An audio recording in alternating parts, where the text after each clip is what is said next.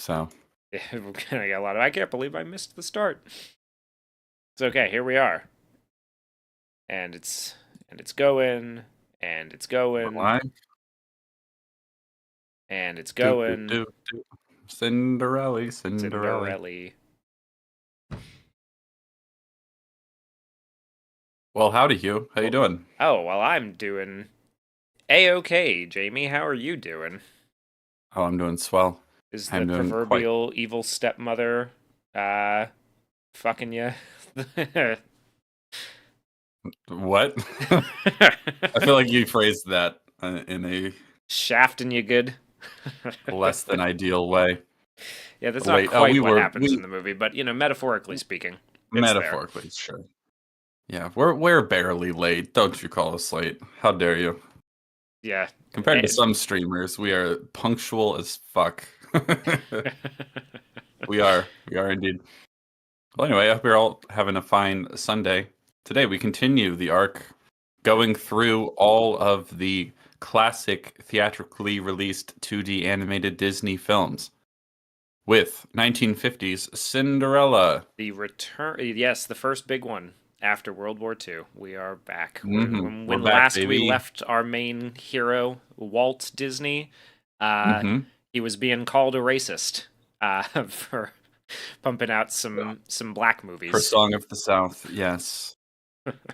And yes, we talked about all about Song of the South. If you weren't there for that, you can check that out. It's an interesting movie. And Yeah, we talked all about the controversy surrounding it. This one, considerably less controversial, I would say. yeah, you could call this That's the among the safest options maybe that he might have gone with. return to form. Yes. Yes. Talk about that a little bit. Are you aware of any conscious decision to try and return to his roots with this A one? little bit, actually. Yeah, this is sort of so. Essentially, what happened is, World War II kind of did a number on the studio. He was being, propped up by the military and the government, making package films for wartime, propaganda purposes. They had had a rough go of it because the international market in Europe, in particular, had been shut down during the past few years, leading to the relative financial failure of both Pinocchio and Bambi, and of Fantasia. But I think that was also more because people just didn't really like. People were like, 5 minutes into Fantasia, we don't, yeah, we're done. Like we can move on. A little boring. Um, so Wait, so was Pinocchio actually a failure financially, or was it a disappointment? what I saw on the Wikipedia article about Cinderella in my extensive amount of research that I've done about this movie, um, is that Pinocchio was a bit of a failure, a bit of a flop, commercially Yeah. speaking, and on its immediate release. But of course, this was a time when you had multiple releases of a movie, and you sort of managed to make your money back that way, right? Like you released it Yeah, for a and limited with run, home and then video and all of that, I'm sure well, yeah, it's they made its weren't money really back planning for since. home video at the time, right? They were doing like, Well, oh, sure, let's but do I'm another just rerun in saying, another couple of months, and yeah. maybe in a year or so. But he was sort of on a yeah, at the end of his rope a little bit. They were kind of just scraping by. Song of the South did sort of revitalize them. It was quite successful in America and overseas, and so it gave them just enough to keep going in order to make this. But this was definitely a attempt.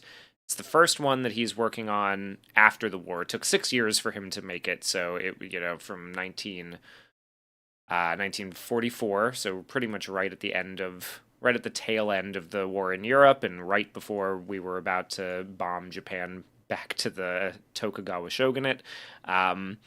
And this, yeah, they decided, I think they were like, let's do something safe, let's do something that's gonna appeal to a wide audience, and they needed something that was gonna play in. It was the first one that was gonna play in Europe since the end of the war, and So a European fairy tale a is probably European a good fairy tale is place a to good start. bet. Yes. Yeah, and this is based on the written version of Cinderella, not from the Grimm's fairy tales, but by a French author that published it on made some changes, added quite a few things. For example, the fairy godmother, and threw that together under his own name into a book that became pretty successful. So it's not Interesting. the original Grimm's fairy tale rendition; it's an adaptation of an adaptation, which is pretty neat. That is it. Well, we'll talk all about some of the changes and stuff like that because I'm curious about those. I want to respond to a couple things in chat. Hello, everyone. Someone said no Alice in Wonderland. Yes, originally we were going to do this and Alice in Wonderland, but said we're just doing Cinderella. We're going to give it its own stream, its own dedicated stream because it's a Yes. lovely movie. And And yeah, it we'll well, and spend more time talking yeah, about it. and like we were talking, it did sort of launch the new era of Disney. So I think it will give it its due as the sort of new Hmm. starting point. The worthy successor to Snow White.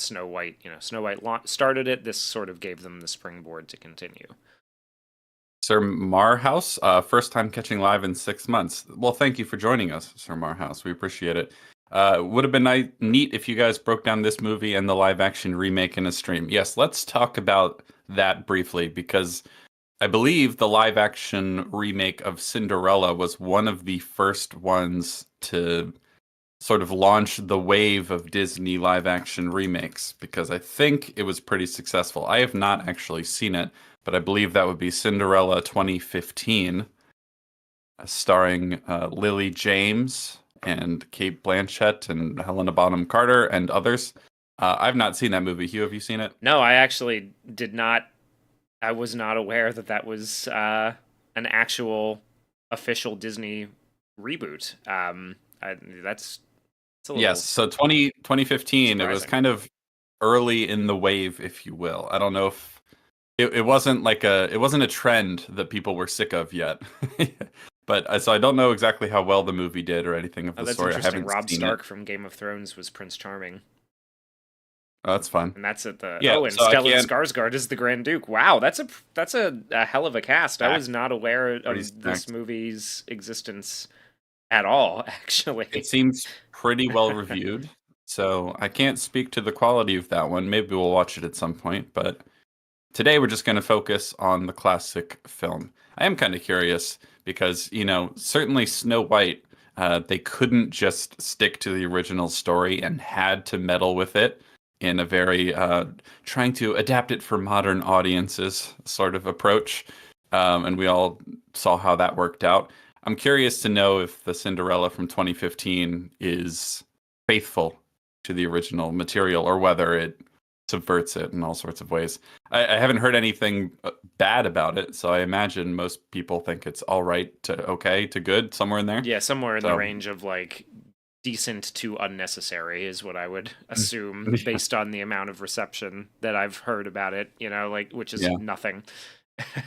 Joe Danger says apparently the only movie in which the live action is better. Haven't seen either for a long time, but I don't believe it. Well, having just seen this movie, the animated 1950 Cinderella, I would be shocked if the new one is better because this movie is great. I'm very excited to talk about it. I really, really enjoyed revisiting this movie. I think it's a lovely film, and I would be yeah, I'd be shocked if a live action remake was better, even with a cast like that. Yeah. Um, So let's Kyle see. R is mentioning also that the remake trend was sort of launched by the success of Maleficent and Tim Burton's version of Alice in Wonderland. I don't that those I do remember seeing, which I think they came out at least like two Maleficent years was to a year, 2014, so about a year before the and Cinderella one. So that was the interesting that they went with a like a wicked style retelling of the yes, Sleeping Beauty story as the yeah. See first that, one. or one of the first ones, because the Tim Burton Alice in Wonderland was 2010. So Oh God. technically, I So that suppose that yeah, Jesus, you could that was the argue that's first. when it started. Though I would say Maleficent feels like a separate thing rather than Sleeping Beauty. Again, it feels like it has the wicked treatment. Yeah. It feels, it's like Perhaps their Maleficent was Cruella just DeVille movie. misunderstood the whole time. The woman named Maleficent was just a misunderstood character the whole time. Oh boy. Maybe Hugh. Wouldn't that be interesting? They just didn't like her because she was a powerful woman. Have you That's ever how it thought of that? seems. I haven't seen that either, but I think that's partly why I never saw it because that nothing about that interests me. But maybe it's good. Who knows? Who knows? Yeah, I Wasserman says remember. he was a beautiful Disney princess. He Thank sure you. is, Yes. and we're proud of him, and we Yes. support Stunning and him in brave. his journey. Yes. I plan to compete in the women's Olympic weightlifting, and I think I have a pretty good shot Well, now best that of luck I've to you. fully accepted myself for for who I am. I've determined that I am indeed the strongest woman on earth. I support you. Thank you. Yeah, those recent Tim Burton movies have been pretty terrible to look at. Yeah, well, That's we'll definitely get into that when we talk about Alice in Wonderland in oh sure, whenever we yeah. end up getting around to that. But that because that those movies, someone mentioned, they are disgusting to look at. Yes, they are. They are quite awful. Repulsive. Maybe one of the worst examples of CGI driven films in a quite a long time. Yeah, they're up there. Yeah, he kind of fell off hard, didn't he? Yeah, Anywho, yeah, he let's sure did. so you gave some of the context for Cinderella. This is right after World War II. It's something of a return to form, going back to his roots, following in the tradition of Snow White by adapting an adaptation itself of the Grimm's Brothers fairy tale, which is just called Cinderella, right? That's the name of it. Yes. Right. And so there are some striking similarities to Snow White, not in a way that feels like he's just copy and pasting, but there are some definite, like, there are connections there. One of the first things that the movie starts with is we see the storybook itself in live action, and it opens without being touched, and we zoom in on the pages, and that's how we transition into the animated world. That's almost identical to what happens in Snow White. Um, there's definitely a lot of, she's Cinderella as a character is so kind and graceful and virtuous that even the animals themselves, you know, are charmed by her and entranced by her and follow her, you know, command and everything like Yeah, that. they would That's not, lay down their lives in defense of her yes, party dress for the evening. they'll clean with her, They will, because yeah. she's just that great. Yeah, it definitely feels like a return to Snow White, and also in terms of how Cinderella and the human characters are animated, that feels, especially Cinderella. She looks a lot like Snow White in terms of how they've animated her, Yeah, in very terms of much the so. proportions and the face design and all that sort of stuff. But The yeah, go ahead. voices are quite similar as well, and to continue with the parallels, this movie was wildly successful for Disney, and Mm, so the yeah, reason that Disney's current logo still incorporates the Cinderella castle is because this movie was essentially the one that provided the financing not only to continue all the films through the 1950s, sort of riding like now granted they all went and made quite a bit of money as well, but the seed funding from this launched not only all of that, not only the creation of the studio, not only his ventures into television with ABC and the Sunday Night Disney movie and all of that. This also launched the construction of Disney World and the development of it as an attraction, and the center of that theme park is focused on Cinderella's castle yeah. because of this. It's literally at the heart of everything that we know from Disney moving What forward. Disney is, Yeah. yes. Is it my girlfriend Jen, when we were watching it, was telling me or reminded me that in a lot of on the old VHS tapes, a lot of times they had ads in the beginning for the theme parks, and they always used one of the main songs from this, whose name is escaping me, unfortunately. What's it called? Is it a dream is a wish your heart Yes, Your makes? Heart Makes. Yeah. That's the one. And they would use that piece in their advertising for the parks themselves. So this was huge for Disney, and this basically encapsulates everything that these classic Disney animated films are, I would say. I would also say, and we'll talk more about it in detail, but I think this is kind of the quintessential film for Disney's use of music. I would say this has probably one of the best soundtracks of all of them. Yeah. And I think Yeah, I would agree. it's the perfect um it's a perfect example of his style in that whole period with the choir, and it has a very like Broadway musical show tune sort of vibe as well. It's really, the music in this is incredible. It's one of the best parts about it, but the animation is beautiful. There's so much to talk about. All the gags with all the animals. But before we jump into any of the specifics, I suppose we'll talk in broad terms. Hugh, what do you think of Cinderella, I 1950? think it's pretty great. I think it's a pretty well-rounded example of what Disney movies represent, and what they what they were trying to achieve, what he was trying to achieve originally with his studio. It is a charming little fairy tale. It is an excellent, just like well-rounded, efficient movie. So like what, only like an hour and a half long. I think it's an hour 14. Hour 14, yeah, not even an hour and a half. Yeah, damn. I mean, it's an efficient movie. It is wonderfully animated. It's really a pleasure to look at. And there's a lot of really great stuff. The animators, I was talking to you about this, were true visionaries, because there were quite a lot of memeable faces that they worked in. They ahead of their time probably realized that in 75 or so years we would be going back over this with a fine-toothed comb on Disney Plus and finding some of the funniest faces you could possibly dream about. Working them into memes on the internet. They're, just trust us, it's gonna be hilarious. And I think they did a pretty great job. Also, I just real quick want to respond to the comment about the castle in Disneyland is being Sleeping Beauty's castle.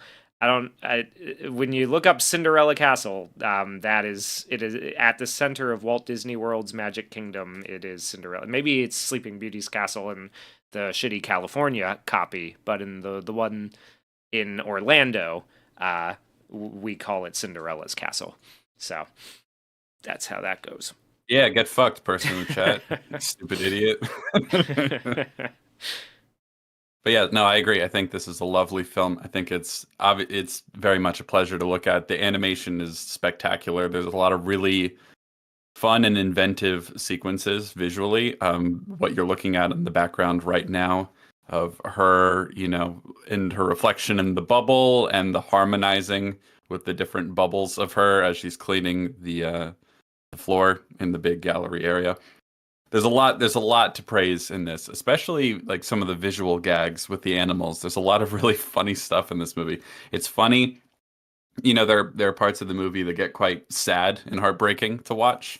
It's really well rounded all the way through. I think it's got a really nice message to it. I think the music, as I said before, is incredible, very catchy, like bippity boppity boo, and a dream is a wish your heart makes.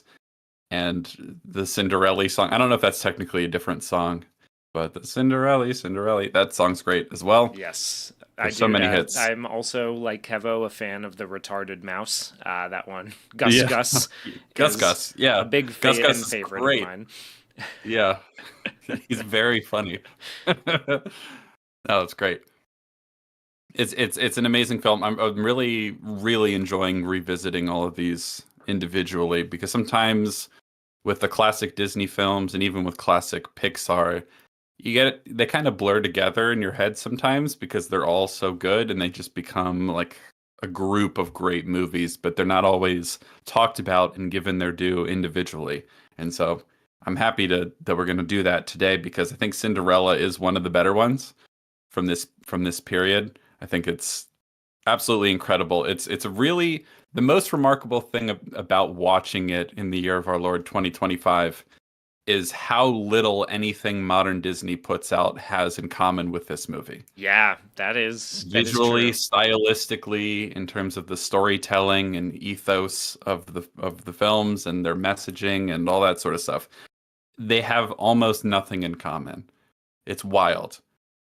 Yeah, It's imagine it's showing quite someone from striking. this era the Buzz Lightyear movie and being like, "Here you go. This is Disney. This is what we're doing now." Oh man, did you see Lightyear? No, I did not. Oh, it's terrible. You told me about Ugh, Lightyear, and I I decided, hated nah, Lightyear. not worth the Terrible. drive to the movie theater to see it. I was No. excited for it at first because I really liked that Buzz Lightyear Space Ranger TV show when I was a kid. Sure. Um, Sure. but then you told me about what and oh, another thing that I really liked when I was a kid is the Lost in Space movie, which it seemed like it was kind of trying to emulate a little bit, where you time travel by accident through a wormhole. And I was like, yeah, that's great. I love that kind of stuff. And then you Yeah. informed me of what it is truly about, and I was like, yeah, no, fuck that. It was kind of frustrating when that movie came out and there was a whole bunch of, conservative and or right-wing commentators that latched on to the gay kiss that is literally just a peck. And they like latched onto that like, oh, this movie is woke. And it's like, man, if you watched the movie, you'd realize it's so much worse than that. It's so You'd much realize worse. that you're Like only scratching the tip of the the peck is iceberg. nothing. The way they sort of dismantle Buzz Lightyear as a character, like everything about that movie fails the core premise of what it is. I don't want to get too distracted, but Lightyear is abominable. The movie sucks. Anyway, but that's a pretty good example of how far removed everything they make is from this. Even the better stuff, you know, Yeah. in terms of the animation style and the storytelling sensibilities, we're so far away from this. It's wild. Honestly, one of the closest things made in recent years that actually, that actually really feels like a fairy tale is probably Puss in Boots 2, The Yeah. Last Wish. I think that's probably the closest thing we've had in a long time, and it's a big part of why I love that movie so much. It's not an ironic, subversive retelling of a fairy tale. It's pretty much just a fairy tale. But there's some modern animation techniques that really help it stand out. But it really feels like we're going back to sort of classic storytelling. What's interesting And is I didn't watch the whole thing because I have not seen it and I want to wait until we discuss it on stream. But over the weekend, I caught a little bit of The Princess and the Frog, and I was kind of charmed by how much of what I saw felt very much more like what we've been going through with these older ones, Mhm. and that one not performing particularly well tells me a lot about the priorities of modern audiences, because they haven't made, like, you would think that if it performed or exceeded expectations, they would be making more things like it, but they and I'm not sure if what I saw it gets subverted at any point, but I quite Well, that'll be enjoyed the the last one in things. the arc, right? That's Yeah, the last one. that'll be the last one. I enjoyed a couple of the things that I saw, and of course, the music in that one is very heavily inspired by New Orleans jazz, and that's one of my favorite subgenres of music. So I had a good time with what I managed to see, but I did Yeah, I'm looking avoid forward to that one finishing because the I story. haven't seen it, and I do kind of wonder if it was, if it's more like these movies, why it failed, and or why it was a disappointment at the very least, and what that says about the future of Disney. But I was talking with Jen today, and I couldn't help but think Disney could make a ton of money by just regularly re-releasing all of these classic movies I was talking about that in theaters. Yeah. just like right before with Nikki, right before we started the stream. Of I like Number one, I think most movie theaters could make a buttload of money if they would just, Yeah. like, every weekend, and not even just like, because a lot of them do this, like the AMC's and Cinemarks every now and then, and the Alamo will release older films, Sure. and classic films to, like, for a month or so, right? But they never advertise them to anybody except the people who go to the theater, and they don't do it like at the beginning. They, because at the beginning they're pushing all the trailers for the new ones that are coming out within a Yeah. month. You have to get there it's very rare that you know about the idea that Jaws will be playing in IMAX on the 4th of July, Yeah, weekend, unless you got to the theater an hour before the movie started to get a seat and yeah, you like sat through that little movie pre-show with Maria with Menounos or yeah, whoever the fuck, yeah. and you saw They what they don't were advertise doing. it. Yeah, they don't advertise it, but if like, can you imagine if they ran advertisements that like, hey, we're doing Steven Spielberg this month. Jaws is playing the first weekend, and we'll have Indiana Jones 1 the next weekend, or we'll just have a few theaters instead of running a bunch of failed indie pieces of crap that nobody's going to come see anyway. We'll run, Raiders of the Lost Ark for a month. You can come and Yeah, check that out.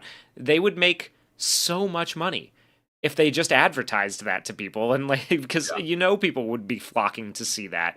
Your dads would want to take their kids to see their favorite movie in the theater and have that experience again. It'd Like, be. what if, I for don't understand why example, they don't do it. instead of making a Moana 2 and a live action Moana in the same year, you just spend half of that money advertising the re-release of like a series of these classic Disney animated movies. Yeah. I don't know. There's a thought. Oh, I hey, don't know. But Moana just wishful came out, wishful but here you thinking. could. We're also doing the 25th or whatever year it is anniversary of the Little Mermaid. Come and check that one out. We're doing a water themed Disney thing this this month. They would be raking in the cash if they would do that instead of spending however many hundreds of millions of dollars on these live action remakes that do well for a weekend and then crash.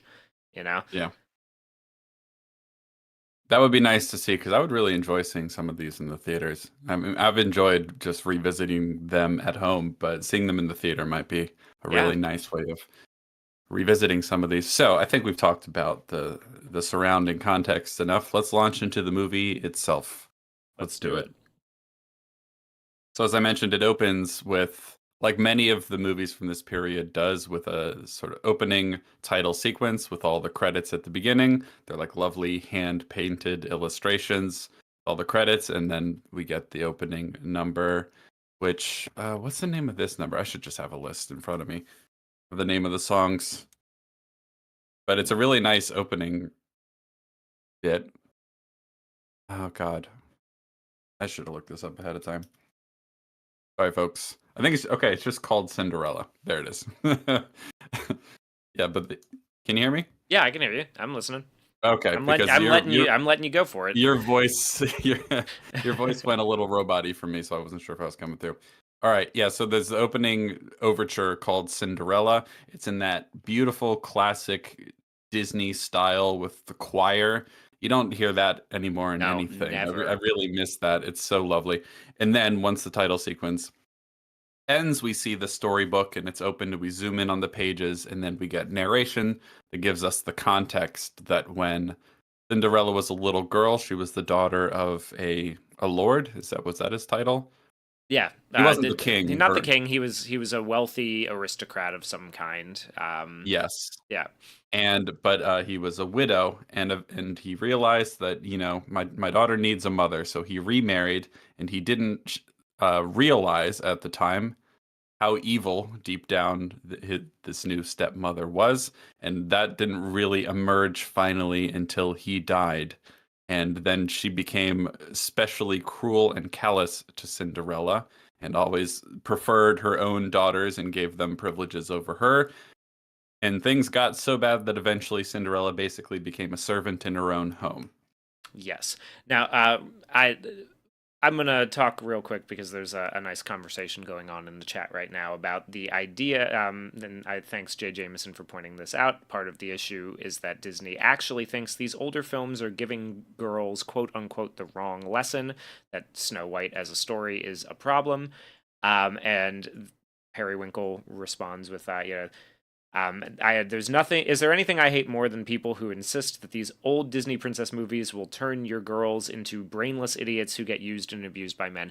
I think that is like you're absolutely right. They do think that this kind of story is something that is damaging to women. I think that there's a train of would you call it like third wave feminist thought that sort of like pushes that a little bit. And Yeah.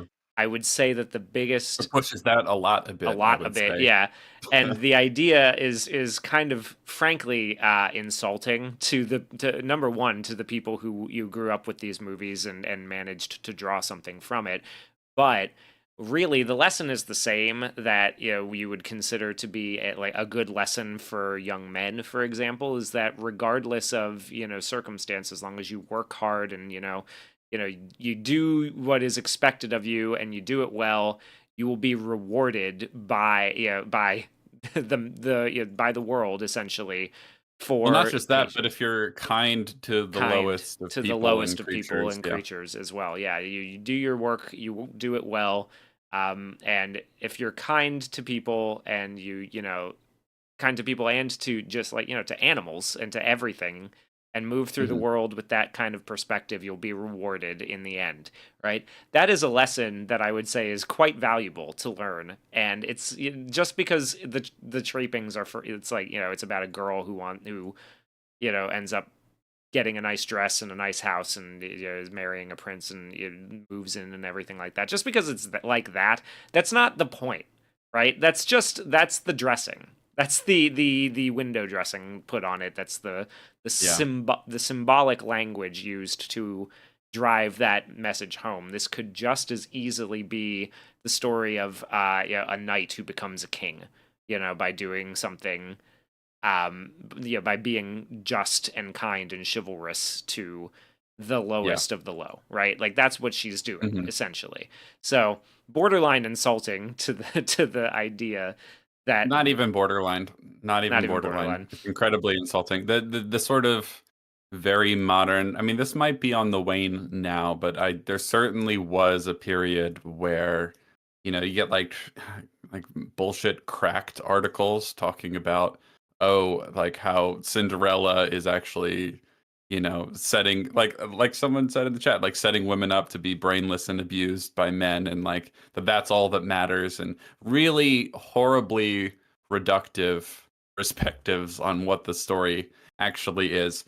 And I think what it all stems from is probably the most important part of the Cinderella story, and what the people making those kind of criticisms lack is, Cinderella is a character who is brought very low and is horribly mistreated by her stepmother and Yeah. horrible abusive sisters, and circumstances of her life. She doesn't have her parents. She's trapped as a servant to these horrible people, but she still manages to be kind and have gratitude, and is like doesn't let her circumstances make her bitter and resentful, right? And everyone making those kind of criticisms, especially these really noxious feminist critiques of Cinderella, are just that bitter and resentful.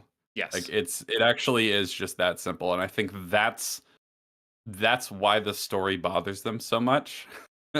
Really, it's like the idea that like this is an ideal, right? And that makes them feel bad because they don't live up to it, you know? It's like, and so they want to tear down the ideal. But I mean, like seriously though, because Yeah. like she's a good person despite her circumstances, and she doesn't wallow in like a, oh, I deserve to be a princess. Even like she was, an aristocrat, or like, a well-to-do person, and she doesn't sit around all day thinking, "Oh, I deserve to do that. Oh, these people, I just want to get one over on them. I want to get back what's rightfully mine." Like that's not what she does, right? And that's what makes her a good person, and she's that's why she's rewarded, Yeah. right?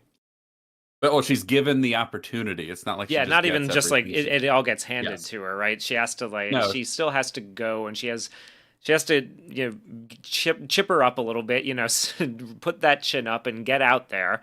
And you still have rules, right? You have to leave by midnight, and you have to you have to trust in that process. And she wants to stay a little longer, right? Like, oh, couldn't it just be a little longer? But no, Mhm. she gets out of there when she has to. And Mhm. she's not, like, ah, damn, how unfair it is that I One was of the funniest forced out Sorry of to this interrupt, but after a like time limit. one of the funniest things about it is that like she doesn't even know she's dancing with the prince, which is just a really funny joke. you know, like she's dancing with a guy and she's like, "Oh, this is amazing." And then she's like, "Oh, but the prince. I haven't had the chance to meet the prince." And he's like, "What? What do you mean?" Like, and he doesn't get the chance to be like, "No, I'm the prince. What are you talking about?" Because she runs away too quickly. Yeah. I don't like. She's just really like she's given the opportunity to go and dance and sort of have the life that um well she deserves for being a good person compared to her sisters and stepmother who are not good people, and she enjoys it, and then she goes home when she has to, and then she's but her character and her soul are such that they inspire the prince, who doesn't seem interested in women, is not looking to settle down, but is like, oh, never mind, this is the one. I'm gonna Yeah. If I can't live anything, my life without her. Yeah. if anything, it's an argument against being gay. But it's a lot like Snow White in that like her beauty and grace and kindness and moral character inspire the best in others. Yeah. And I feel like that seems to be lost in the analysis of a lot of That's feminist lost in cheeks. Yeah. most of these modern retellings that place women at the center of the story, but then just make them into masculine characters with Or masculine traits, a caricature caricatures of of that. masculine Yeah, character. Yeah. like I mean, I'm thinking Rings of Power specifically with how they take Galadriel, who is essentially this, right, the Cinderella of Yeah. like someone whose beauty and grace inspires awe A mature and version of yeah, that. the Yeah. best in the creatures that you might consider low, like the elves. No, you would consider the elves lower or higher than the rest of the world, but this sort of grace and beauty inspires Frodo to keep going when he falls, and to rise up when he can't. It's the whole point in that third movie where he like stumbles and then he imagines that he's fallen in Lorien and she helps him up, right? That's Yeah. And then we take that and we turn her into a little badass warrior chick who has a tempest within her, who's gonna chase down Sauron for killing her brother. Uh, Like it doesn't make it doesn't track, and it's just like making a derivative shitty fan fiction from the perspective of someone who doesn't quite understand the symbolic language that the original authors were speaking in. I It's think it's because they feel judged by the original story, and they don't like it. They don't like how inadequate it makes them feel. yeah, Like I really do. I really think it's a reaction to that. Because like especially with the new Snow White, it's like just to take one thing as an example, like when she gets to the dwarves' house in the new one, she sings a little song and basically just tells them all how to clean and then to they clean, to and clean it and for she her. doesn't Yeah, do it herself. And in the original, she's cleaning because she feels some gratitude towards the dwarves for letting her stay, and she wants to like, she does it you before know, they get home. yeah, She does just out it of the like goodness of her because heart. remember they Yeah, walk into the house and they're like, "What the fuck did she do? yeah. Why is Well, my and cup then clean?" yes, and she cooks stew for them later as like, oh, please, if you stay, I'll cook. I'll do. She wants to show her gratitude and show her worth, and you know, demonstrate some goodwill towards them for letting her stay. She's just a good person. Yeah, And in the new one, it's like she's just like it's like they think this more masculine role is just like bossing people around and having power, especially political power, like that's what they think it is to yeah, be a man. It's exactly. Yeah, like, pretty. Yeah, because of course they do. yeah, that's all it is, right? And so yeah, it's got a really this Cinderella's got a really nice message, and I think it's a really important story about, how to deal with misfortune, how to remain a good person, and that, you know, I mean, worth noting also that the only characters who harm Cinderella are the entitled bitchy stepmother and the sisters, right? yes. Like it's the women who are Mhm. the villains. Maybe that's why, because they identify more with the evil stepmother than they do and the stepsisters than they do with Yeah. Cinderella. None of them can And sing and then either. the other thing that you'll hear a lot, or that you heard a lot, especially anywhere from 5 to 10 years ago. I think maybe this is on the wane a little bit. I hope it is. But when you heard a lot of those modern feminist critiques of stories like Cinderella, it was like, oh, the grand prize for her in the story is just to get married and live happily ever after, as if like, oh, like women can't aspire to more than that. It's like no one's saying that they can't aspire to other things, but people do not want to be lonely. Yeah, They well, and want it's to a get it's a married story and about form romantic relationships with it's a people. Like fucking that's fairy tale, man. This isn't meant to like mirror your position in modern American society. It's meant to be but even a moral but even lesson. still, but even still, it's like women don't want to get married and have romantic relationships with people and find love and everything like that. Like everyone Yeah, wants that. everybody wants that. Yeah, it's not insulting. It's not reductive. It's not an insult to women to have them want love in their life. That's what human beings are like. It's really annoying. Yeah. I think you could say that this is on the wane now, or at least Disney will be kind of scared of making this kind of retelling. Now that Snow White has failed so horribly, they put Tangled on hold and Oh, everything, the and live action Tangled I didn't realize that they were planning on doing that, but they like the fact that they shut it down.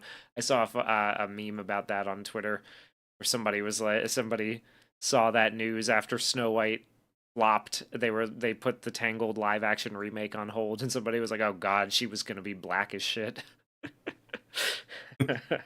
yeah, I don't know if they've really changed their minds about whether these stories are doing good by women.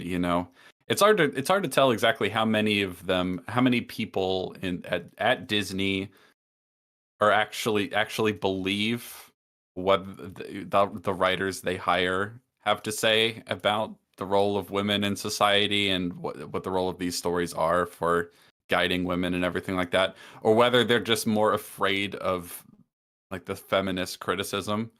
Yeah, Are they afraid of that, or do they actually agree with it, or do they just not really care either way? It's hard to say, but certainly the writers, like behind Snow White, for example, they have things to say, and they seem to believe it wholeheartedly. And with the failure of that movie, I think Disney might be moving in a direction where, if nothing else, they'll be a little hesitant to tell those kind of stories going forward. Like their next live action remake of something, if they're smart at all, will probably be beat for beat, you know, instead of trying to retell it for the modern audience, whatever that means. Um, you know, Hopefully they just stop doing it completely, but I think that might be asking a bit too much of them. It's not like they have any new ideas. So yeah, I really, I really wish for that modern Disney. So we look at the way like classic Disney was doing things here, where like he kind of took a little bit of a risk making Bambi, not quite a fairy tale, more of like a vignette slice of life sort of thing about a deer yeah, becoming a prince and a king, and then with Fantasia. They didn't do great, and so to really to make sure that things are gonna, he's like, well, you know what, we're kind of at the end here, let's make something, let's learn from what we did before. What worked? What was the biggest success we've had in the past 10 years? Oh, it was Snow White. Let's make that, but like with a bit of a twist. Like, let's do that. Same Kyle moral R says framework. we've seen leaked internal calls from board members and shareholders. They're true believers. I haven't seen any of that stuff personally, so I could believe it that they're fully on board with the idea that, like, when Rachel Zegler and Gal Gadot are going out on press tours being like, yeah, she's not going to find love in the end, she's going to find power, Communism. like political power, because that's what women want in life, and that's a better story for young girls. I can certainly believe a lot of people at Disney believe that and have just imbibed that idea, but I can't say for sure, some of them, whether they're more just afraid of being criticized along that front, because certainly they're still willing to profit on all these movies, all these classic movies, like they're not as ashamed of them as they are of Song of the South, for example. So I don't know. I don't know how things are moving in a different direction, but I think they're still too stupid to like really turn things around. I think things need to get a lot worse for modern Disney before they start making anything this good again. Yeah. I think we're a ways off, but they might be a little hesitant and scared to like completely change some of these stories. I could see them doing, I don't know, pick one of their movies that they haven't remade yet and just doing it pretty much beat for beat. I could see them doing that because that would be safe. But we'll see. We'll see. It's We'll wild see to what think that happens. like taking a risk would be writing a new movie that has the same sort of moral and symbolic framework as the original Snow White and Cinderella. Like, just imagine how much of a risk they would find that to be nowadays. You'll see Yeah, I exactly mean, how and it's far we've fallen. I think there's a weird they have a weird attitude towards risk aversion, and we'll get back to the actual movie itself soon. But they have a weird attitude towards risk, right? Where they're Yeah, kind of scared of offending modern uh social sensibilities in their view, or at least the very vocal ones they hear from the people they work with in LA and on Twitter and stuff like that. But and so they think, oh, we should change some of the things that are outdated because we don't want to run the risk of, being criticized for being offensive and setting women back and all that sort of stuff. And they don't really seem aware of how big a risk it is to market and promote something off the imagery of a classic movie and then completely change it. Like, hey, you like Snow White, right? Like you're a big fan of Snow White. This is one of our most iconic films. Well, then you'll want to watch this new one. Don't worry, we completely changed it. yeah. Like they somehow fail to It's see that thing you that like, is except not even close. it's crazy that they try to do both and they think they're sort of mitigating risk. And it's like I think that's a much bigger risk actually. I think if you just did it beat for beat, that would actually be the safest thing. But enough of them are true believers in the cause that they just can't bring themselves to do that anymore. And some of them I think are literally just cowards and Yeah. might not actually believe it, but are afraid of stirring the pot. So they stir the pot in a different way. It's a really perverse attitude towards risk taking that they have, and I don't see it getting better anytime soon. Nah, no, But neither do I. anyway, But Cinderella, back when things were good. yes, Let's talk about it. 1950. Peak Yes. atomic age. Let's go. So Cinderella wakes up. She's up at the very top of the castle, kind of a la Rapunzel, but it's basically just an attic. It's a pretty bare room, and she's got a blanket with patches in it and all that sort of stuff. And the animals come in to wake her up, and it's very reminiscent of Snow White with all the birds chirping and trying to wake her up and greet the day and everything like that. And then she gets up and she sings a little song, and it just entrances all the little animals. They're like, because she has an amazing voice. The person who voices Cinderella in this movie has a They spectacular have not voice. started crediting voice actors yet, have they? In No, this one? yes, I Yeah. was just about to say. So, one thing you'll notice on Disney Plus and I think most places that you can watch this movie, that there are still no credits for voice actors and singers. Um, Still to this day, they didn't do it originally at the time. The original opening title sequence doesn't it credits animators and directors and producers and all that sort of stuff. It does not credit the voice actors. We've talked about it before. We're pretty sure that their attitude is, oh, they don't want to break the illusion. I think it's kind of a dumb idea, you know, because you're crediting the animators. You know what I mean? Like you're acknowledging the artifice straight away. I don't know why you can't just credit the voice actors and the performers in your movie, but they didn't at the time.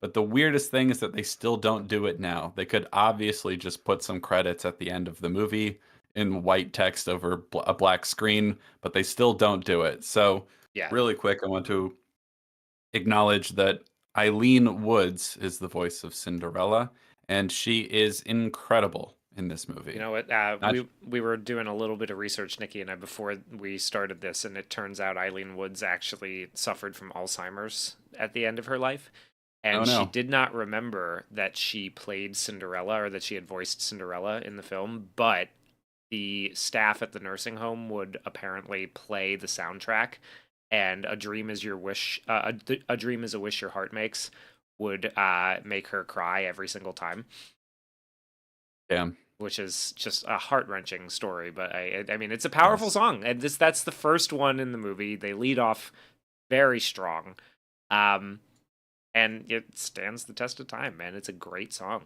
great tune. Yeah, it's a magnificent song. It's really, really good. I think this is probably one of the best classic Disney movies for the music. There's so many good songs. But yes, and her voice is incredible. Someone mentioned it earlier that they liked Cinderella's voice a little bit better than Snow White's. I agree. I think Snow White, she had a much more operatic style of singing, which I mean just makes sense, given how much earlier it was.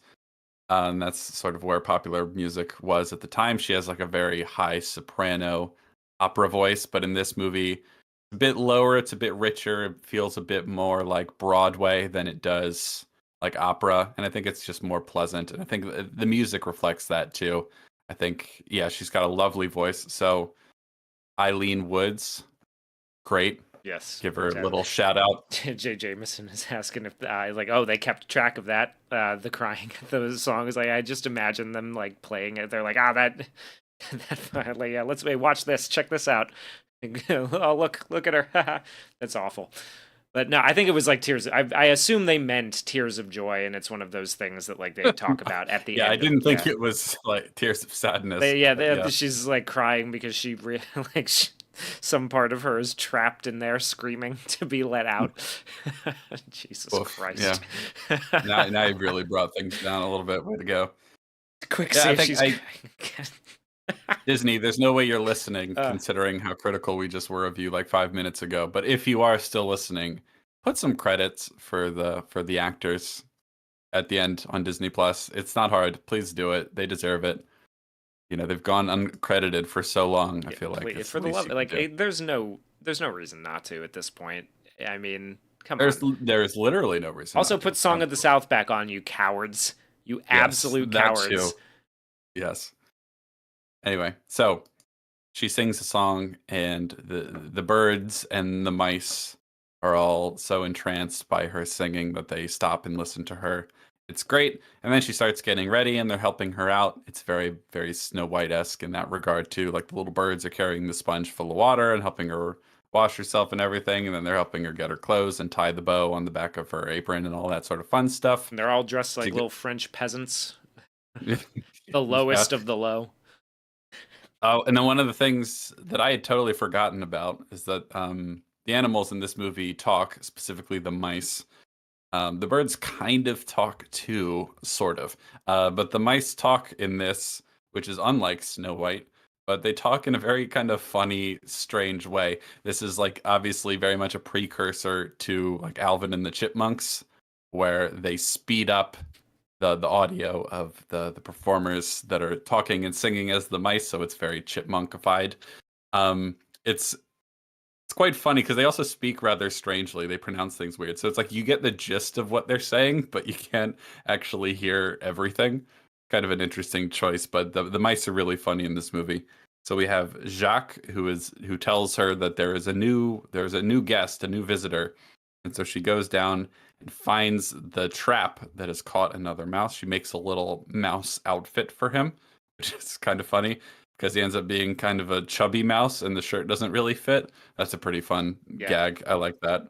Um, and this is this overweight, slightly retarded mouse Yeah. name who they name Gus Gus or Gus. Gus, if you will. Isn't He's it great. Augustus or something? Like she calls him Augustus, but they call him Gus Gus because they all kind of can't speak. Yeah, and they like to repeat things Yeah. like that in twos. Yeah. So his name is Gus, and he gets a little shirt that doesn't fit him and a little hat. And there's a lot of comedy in the movie that comes from Gus Gus. He's pretty funny. While you are showing funny things on screen, because there are a lot of memeable faces and stills in this movie, I like this one a lot of her looking into Yes. the rat, That's or the pretty mousetrap. great. Yeah. Yes, and so she goes downstairs, and we are introduced to Lucifer. Yes, pretty, Lucifer. like as somebody just mentioned, is pretty metal of the stepmother to have named her cat after the devil, which is Yes. really funny. Wasserman says it's a French way to repeat a name. I was not aware of But, that. yeah, but we said it, retarded. Yeah. Oh boy. Um, Oh my gosh. and Yeah. so she goes downstairs and she goes to feed the cat. She doesn't especially like the cat, and no one does, as for reasons that will become clear. But the cat's name is Lucifer, which is quite fun. And like the evil stepmother, has green evil eyes, and so Yeah, and she that's going to be used by the animators quite well, quite to very strikingly, yes. striking effect later on in the movie, or throughout the whole Hmm. thing, honestly. Anytime she starts scheming. And this is another thing that I appreciate a lot about this movie, right? Is like the villain, it's pretty clear who it is, but it's not like she's not overtly terrifying. She's just Yes. despicable, you know? Hmm. And it's Hmm. very effective, very well done. Interesting thing to think about with this movie. Here's a little picture of the cat for the fine folks in the chat. Um, is that so? This is like Snow White. It's a rather short story in fairy tale form. There's not a lot to it. It's pretty, it's pretty brief. So how do you stretch it into a feature length movie, even one that's only like an hour 16, hour 15, something like that? Well, you add a bunch of gags with the animals, but I think they were very clever in how they did that for this movie. So quite a bit of this movie revolves around the mice dealing with Lucifer, the cat, as the main villain. And it's really interesting to me how much the story of the cat and the mice is just the story of Cinderella and her evil stepmother, right? It's the same dynamic. It's the exact same dynamic. And that's part of, I think, what really works about it, because you're going to add, this little side plot with the animals throughout the movie where they're trying to get things to help Cinderella and they're dealing with this evil cat. There's a bit of Tom and Jerry stuff going on there. Yeah. Um, but in terms of how the cat acts, it's just a stand-in for the stepmother. So before we really even, we're told in the opening narration that the evil stepmother became quite cruel to her, and obviously she made her a servant in her own house. That's not a very nice thing to do, but we don't actually see a lot of overt evil from her until a bit further into the movie. So our introduction to the mother is through the cat, which is, like the sort of pride and arrogance with which the cat carries itself, and that it's named Yeah. Lucifer is pretty. It's But pretty, yeah, the and sub when they share, like, their eyes are yes, exactly the same exactly. color, right? Yeah. So, Yeah, and so I, good I, I visual like that as tie-in. a choice, because we gotta fill out the story, and we're gonna do fun gags with the animals, and so we can use that to tell the same story, essentially, so that it all feels connected. It all feels part of, like it's all cut from the same cloth. And so we're introduced, to the mouse, and then the cat, and then we're introduced to the dog, whose name I am forgetting. Remind me what the dog's name is. Oh man. Is it Brutus? What's his name? I can't remember what the dog's Rufus? name is. Dog in Cinderella. Bruno. Bruno. Bruno is the dog's name. Yes, we're introduced to Bruno, who doesn't like Lucifer for obvious reasons, and is constantly getting scolded for harassing the cat. And so Cinderella tells him that, you got to be nice to the cat. Like you got to learn to love cats, or else they're going to throw you out. And there's a funny little joke where she's like, there has to be something good about Lucifer, right? Like, for example, um, well, there's got to be something. And the cat like overhears and Yes, gets like exactly. annoyed. It's funny. Yeah. It's And very then funny. and then we see sort of the first example of the cat being truly nefarious, where it scratches Bruno and then lays down like it's being attacked, and it screams. And of course Cinderella thinks Bruno was harassing the cat, and so she kicks Bruno out of the house. And the cat looks very satisfied with itself because he's a nasty little fucker. Yeah. And but it sets up pretty perfectly the sort of duplicitous, prideful, arrogant character of the stepmother as well, who we haven't really seen in action yet and won't see in action for at least another 5 minutes or something like that. But yeah, it's good stuff. So after that, she goes out to feed the chickens and everything, and the mice are like they want to go get some of the chicken feed for themselves, but they have to pass by the cat to do so. And so they do the funny little thing where they have to decide who's going to be the distraction, right? Because one person's going to distract the cat, and that's going to allow the others to pass by, go grab the chicken feed, and then return back to their little holes in the wall. So just as a little visual gag, because the movie is so full of these where it's like the equivalent of drawing straws. They like stand with their backs to each other and they intertwine their tails, and then they pick a tail and the others leave, and whoever's tail is left is the one who goes. Yeah. And it's Jacques who ends up grabbing his own tail. It's just a funny little gag. Yeah, I like that sort that. of stuff. Oh, and then Movie's like chock Gus full of Gus these. is shaking his hand. Yes, he's like, oh yeah, thanks, buddy. We really appreciate that. He's instantly in on the on the way Like, that thanks they. for taking one for the team. Yeah, it's pretty great. So then Reminds there's me an a lot of like World War One. He's in. what? It reminds me of like a guy going like him being introduced to the trenches basically. He's just there. hmm It's great. But Jacques is like we get the heroic, Jacques is sort of like the hero of the story in a way, like at the beginning, right? Like Of at the least mice, of the yeah, B for sure. plot. So we have that fun little bit of action through this half while Cinderella is busy, like because it's not particularly exciting to watch her do, the breakfast preparation and everything. So we've got the mice against, with the Tom and Jerry situation against the cat. Pretty great. Yeah.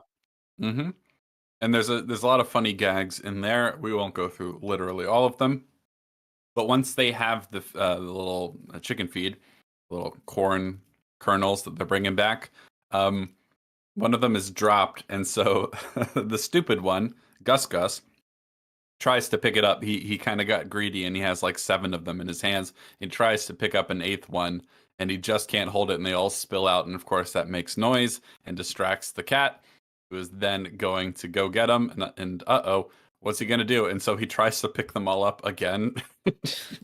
Instead of running, he does the exact same thing twice, and of course, it doesn't work twice. It's pretty funny. And there's just in terms of the visual gags, there's a lot of great reveals and use of visual comedy, right? So when the cat is there, roars right in his face, and he looks in terror, and then he tries to run away, and he's running, and the music is doing, the Mickey Mouse thing where it's sort of matching the energy of his movements. But then we zoom out, and he's not moving at all because he's being held by the tail. Little stuff like that, really, really fun. The movie's full of them. In this whole sequence, there's so many like any opportunity they have for like a little visual gag, they take. Like for example, eventually he ends up in a teacup, and the cat is trying to get him from under the teacup, but Cinderella's taking the breakfast platters up the stairs. And so as she's walking up the stairs, let me show. I'm going to put this picture on screen because it's funny. It reminds me a lot of a sequence from How the Grinch Stole Christmas, actually.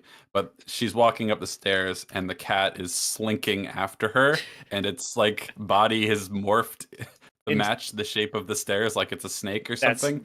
yeah, Lucifer the snake. That's Yeah, pretty funny. symbolism, Hugh. It's An called amazing thing. yeah, it's called symbolism. And Learn this is about how it. we tell stories.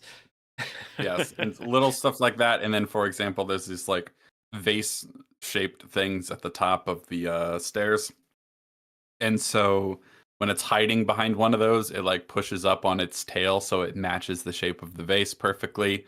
Little stuff like that. It's great. And it's trying to get the mouse, but it is unable to do so, as you could imagine.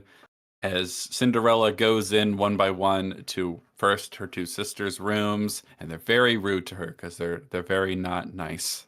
They're very entitled. They're like, "It took you long enough," and they have really obnoxious, grating voices. Yeah, which is And such a great choice, honestly. Like it really, I don't know. It works. It Yeah. works very well for me. I enjoy the I sound. especially like the music scene Oh my god, yeah, later when she's where they're singing. practicing and they're singing in the There's just flute. something Yeah. so funny about like really bad singers to me. Yeah. Well, what I especially liked about that sequence is it's like she can hit the notes, but her tone is just awful. You know what I mean? It's nasally and harsh and grating, and but it's not pleasant at all. But she is kind of hitting the notes. It's a funny way of going about it. And the same thing applies to the one who's playing the flute. Like she can hit the notes, but it's shrill and she's overblowing the flute, and it sounds like ass. It's great. Um, so she goes in one by one to her sister's rooms, and they're very, very rude to her, as you might imagine. They're like, and take the mending and have it done in an hour, and all that sort of stuff. And she's like, yes. I can't remember her sister's names, but she's very polite about it. You know, she's kind of holding back her, how much she hates them. And then she goes into her Stepmother's stepmother's room, room and it like after. yeah, and Wait, I like the way go it ahead. escalates. Right, is that like stepsisters are very open and loud about it, and obnoxious, Yes. but the stepmother, you immediately get the change. Like having it be that she is more like quiet Hmm. and stern immediately lends her this air of like kind of villainous sort of like evil. You know, you really just Yeah. sort of feel the difference, right? Like the other Also t- in the character design too, because yeah. the other two sisters are kind of dumpy and frumpy looking, but they have like their noses are too big, but they're like big and round, and they have big like cherub-like faces. You know, they're round and a little like flabby, and they're kind of dumb looking. And This then when we get to the stepmother, she has very like pointy angular features. You know what I mean? Like yeah. actual, like she's very much more villainous looking. And so just from the character design, you're like, oh, they're stupid and obnoxious, but they're not like the real villains. She's the real villain. You can tell. I put Just look one of how my pointy her favorite chin is. memeable faces on the screen when when I was talking about it. It's just it's quite funny to me. I love the sort of like there's nothing happening behind The the eyes, eyes. yeah. She's looking at sort of two different things. It's pretty great. So as she's going into the two rooms, then one of the sisters screams because oh my goodness, there was a mouse under her teacup, right? And she comes out, you did that on purpose. You're trying to play a prank on me. And then the evil stepmother brings Cinderella into her lair, into her bedroom, and I want you to show that on screen because it's just a beautiful shot, and there's like something really nice and ominous about the way this is lit. There's like it's purple and green in here, which I think is a really strong choice. And he uses that a lot. Yeah. Disney does in the early movies to denote evil. It's a Because yeah, okay. it's a really fascinating color combination to use, right? Like the Hmm. purple. It's funny because it always makes me think of like the poison Pokemon from when I was a kid. Like there was a Yeah, lot of sure. purples and greens in their design as well, and there's something about that contrast that just it feels very off. You know, it doesn't It's feel an unusual yeah. combination for sure, and in a lot of less so in this movie, but so far with, Snow White and Pinocchio and Dumbo to a degree, Disney's been a huge fan of the primary colors, you know, red, blue, and yellow for the heroes of the story. And there's a little bit of that in Cinderella's case, especially blues, and she's got nice blonde hair, and there's some there's not as much pink and red for her, but there is for the prince, for example. Yeah. And so, like the use of tertiary colors for the villain is an interesting choice. The purple and green, especially with her green eyes and like the deep purple. Yeah, it's good. And also, there's a little bit of that with the two evil sisters as well, who are wearing green and a sort of light purple as well as the sort of lighter versions of the colors that represent the stepmother. It's good stuff. I Yeah. like it. Very much. Um, what was I gonna say? Yeah, so she's brought in and she's like, "Oh." And this is where you start to see the villainy of the stepmother. She doesn't yell at her for playing a prank on her sister. It's like, oh, looks like you have too much time on your hands. Cinderella's like, what? And it's like, well, if you have time to play pranks, maybe we could fill that time with something more useful. And then she gives her a whole bunch of very, very tedious chores to do, and that says that she has to do them all by the end of the day, kind of thing. And it's a ton of work. She just piles things onto her, and it's like, well, if you have so much time on your hands to play pranks, why don't you do all these things? It's Yeah. like, ooh, she's Yeah, and so the interesting thing about like the color theory behind those like the purples and the greens, right, is that purple is a very calming color, or at least it kind of implies oh yeah, I which meant I meant secondary when I said tertiary, secondary colors. yeah, yeah, but Anyway, purple is like a go ahead. calm, sort of like implies like a calm and even like a coolness to it. It's a bit like in being in a shadow and everything. And green is Hmm. often associated. I mean, I've talked about this before. I think there used to be a Disney sing along where green with envy was sort of a Yeah, like a theme of the song. And the fact that there's a lot of like that there's a calm or cold energy along with that sort of green, that very sharp and striking green, yeah, that very much kind of it carries sort of like what your scene is going to look like, especially when you've got the music working in its favor and you've built it up as well as you have in the yeah, that's great. Hold on, let me put that up there. When you build it up like you have in those other couple of scenes with the stepsisters and how frantic it is, and then you get in and this is what the stepmother's room looks like. There's this sort of like there's a royalty association with purple, but there's purple. Yeah, calm and then calmness and coldness in that blue on the side there on the yeah. wallpaper, but then the green, this sort of like it looks the same as like the elephant graveyard in Lion King later on, right? Like it's the similar color that they would Well, he use for uses that. it a lot. So in Snow White, when the evil queen is like purple and green, and then there's some red as well in her cape, but it's purple and green, and then especially in the sequence where she's making the poisoned apple, Yeah. there's a lot of purple and green. Oh, there was another one. What was it? Sleeping Yes, Beauty, Maleficent. yes, Yeah. yes. That's another example. Another fun example is the room 237 in The Shining. When they finally go in there, everything's green and purple. When most of the movie has been a lot of like reds and blues and yellows, little orange and stuff like that. When we finally get to room 237, it's purple and green. So it really stands out because the movie has been so full of primary colors up until that point. When we get to that room, we're like, oh, this is different and uncomfortable, and I don't like it. Yeah. It's a very unusual combination. It's very seldom used as a pairing. Anyway, it's just there's a lot of great character design and use of color in this movie. It's great. I like the way their little green eyes peek out of the darkness as the camera pushes in on them. It's great. And Lucifer is sitting there smiling like the evil little fucker that he is. Yeah. So from there, we move on to the king. Right? Is that his official title? Is he king? At one point, yeah, he throws his crown out of the window. He's so mad, and it forms a crown-shaped hole in the stained glass, which is quite funny. And he is talking about how he wants his son to hurry up and settle down and have kids.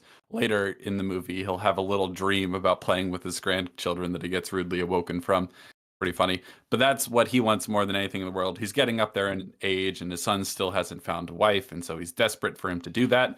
He's returning to the castle, and so he's going to throw a ball where he's going to decree that all of the eligible maiden in the whole kingdom should arrive at this ball. That way, surely someone there will be worthy, and he'll fall in love and then have kids and all that sort of great stuff. So that's their plan. They're going to hold this grand ball, and every eligible maiden will be invited. So, but he has an interesting dynamic with his, I don't know what his title is, but the assistant with the little eyeglass on his eye, where he's always throwing stuff at him and harassing him and like threatening to kill him. It's pretty funny. There's a lot of fun He's gags just sort of involving like them. it's a little bit like comical reversal of what's going on with Cinderella. in a way, right? Well, like that Yeah. guy is sort of being he's being asked to take on, these seemingly impossible tasks, but it's spun in a funnier, more jovial kind of way. Yeah, because it's not as threatening and calm and intimidating. Also, Periwinkle points out that the voice actress of the stepmother and of Maleficent were indeed one and the same. That is the same woman who played both Eleanor of them. Audley, Yes, who does a and great job in she is, both movies. which Shout out to she her. was never credited for, of course. But good on her. Wonderful, wonderful Yeah. stuff. Oh, it's a great vocal performance in this movie. Uh, yeah, a voice acting performance. She's great. And so, um, we return to the home of Cinderella, and her evil stepmother and sisters are practicing music. And it's so funny how bad the singing is. It's very harsh and grating. The music lesson. Oh, sing sweet nightingale. That's the song that they're singing rather poorly. It's quite fun. Even Lucifer I can't like, handle it. Even yeah, even the devil himself is like, Jesus Christ, you guys suck. And so he leaves. He goes downstairs and he finds Cinderella in the big foyer, and she's mopping the floor and singing the song as well. And she's actually a good singer, unlike her sisters. She has a lovely voice. And so as she's singing, we do some like mild psychedelic imagery where all the bubbles have little reflections of her doing her work. And then as more bubbles appear in different tints and colors, they start harmonizing with each other. And soon there's like a full choir of her voice singing the song. yeah, It's great. it's great. It sounds amazing. I love it. It's great. But then while that's happening, while she's kind of in the zone singing and mopping, the cat has decided to be a little shit stain and step in a like there's like a little A dustpan with a dustpan, bunch yeah, of and dust. Yeah. he's coated his paws in dust and decided to leave footprints all over the freshly washed floor like a little fucking cunt. Like, exactly. Yes. And while she was singing this beautiful song too, it's so rude. Um, if you haven't seen this sequence in a while, go listen to it. It sounds incredible.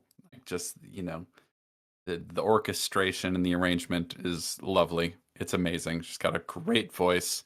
I feel like it's a nice encapsulation of the whole movie, if you will. And so, Lucifer makes a big mess for her to clean up, and obviously she's very upset at him for that. But she's interrupted before she can beat the cat to death by a messenger at the door, who has a letter by royal decree for them.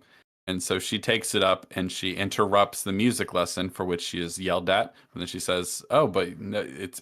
I thought it would be important because we have this, letter from the king." And so they fight over it, and then she reads it aloud, and we learn what we already know is that there is a ball to be had. All the eligible maidens will be there.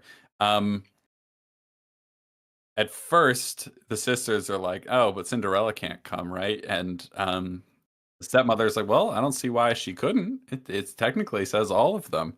And of course, because they're stupid, they're like, "Stepmother, how could you? There's no way she could come." And then when Cinderella leaves, he's like, "I said if, like if she cleans up, if she has something to wear, if she does all her chores, then she can come." And obviously, there's something sinister in that if that we will get to in a bit. So she goes upstairs, Cinderella does, and she finds an old dress that was her mother's, and it's a nice, quaint old dress, but maybe it's a little old fashioned, she says, and the mice agree with her. And so she's going to try to make some alterations to it to make it a bit more stylish and modern and, suitable for the ball.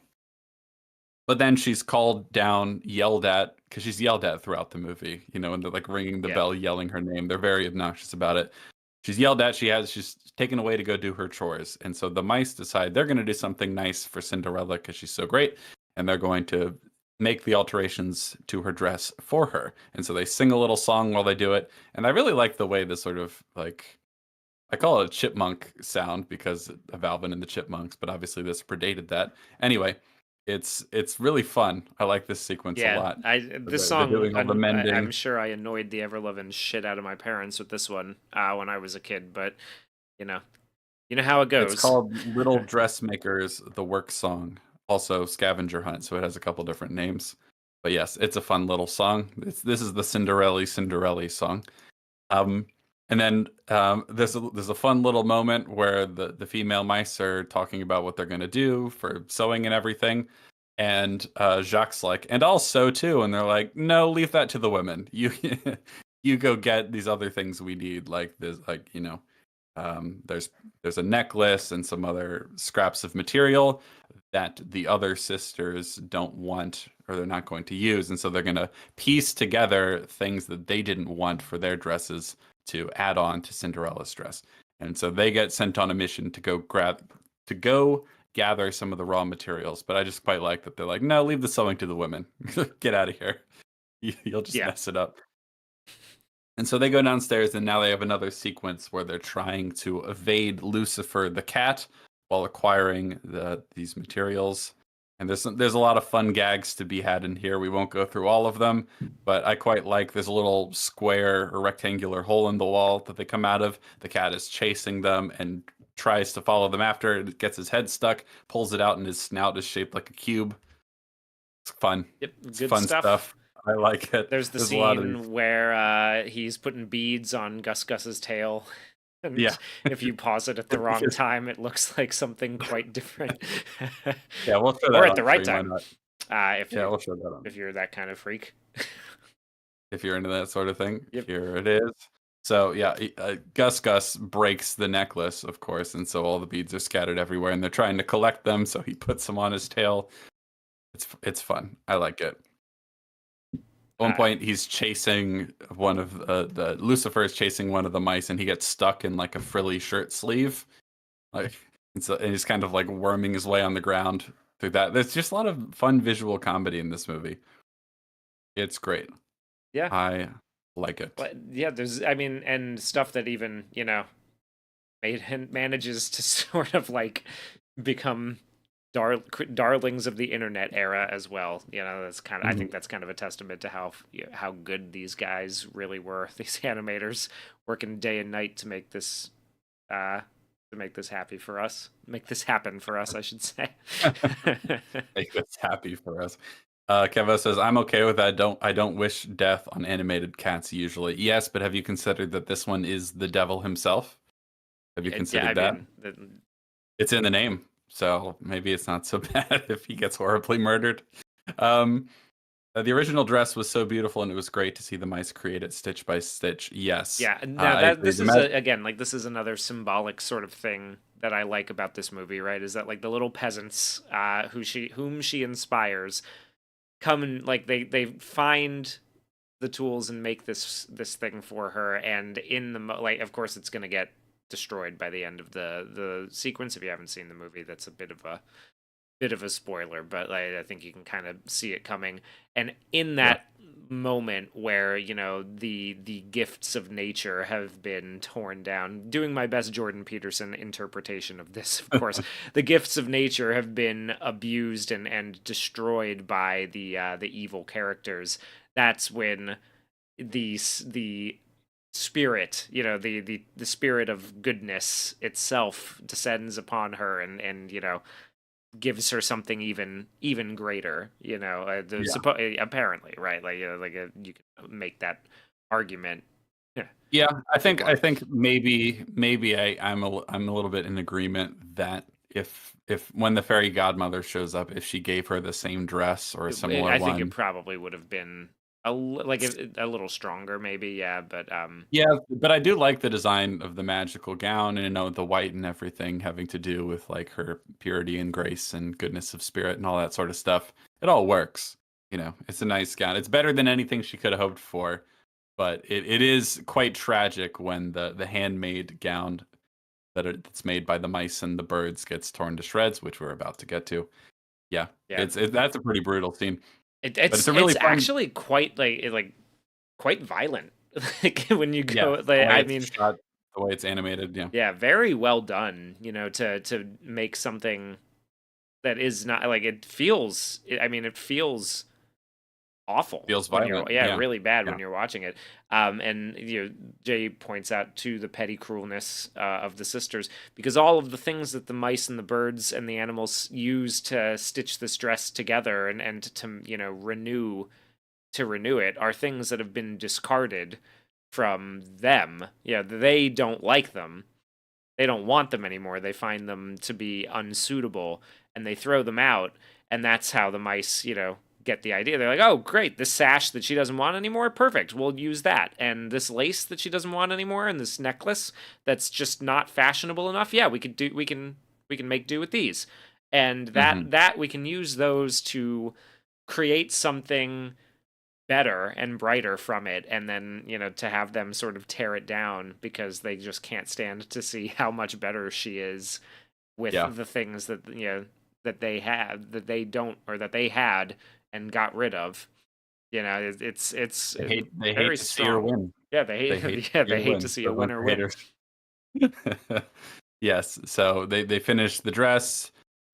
She Cinderella goes up to her room and she thinks, first of all, really quick, there is an amazing shot. There's a lot of the great like painterly wide shots in this movie. I love them to death. This is a shot. I call it a Oh shot. my This is a god, yeah, this is frame. an incredible. Yeah. Yeah, where so they're sending off the carriages out into the kingdom to go get all the maidens and everything like that to bring them to the big grand ball. And this movie is gorgeous. It really is, but especially in these big wide shots, of which there are quite a few.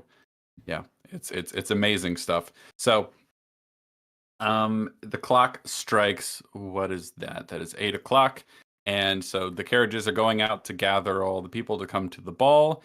And Cinderella thinks she can't go. In fact, she tells her stepmother and sisters that she won't be going because she doesn't have anything to wear. And she goes up all by her lonesome to the top of the castle, and she looks out at the big castle in the distance, and she has a little sad moment to herself where she's trying to tell herself that she doesn't care, right? She's like, no, I wouldn't have had fun anyway. And then she can't keep it up, and she's like, oh, it would have been so wonderful. And then the light behind her glows in this sort of magical way, and the cupboard is opened by the birds, and they present the dress they made for her, and it's a very nice dress.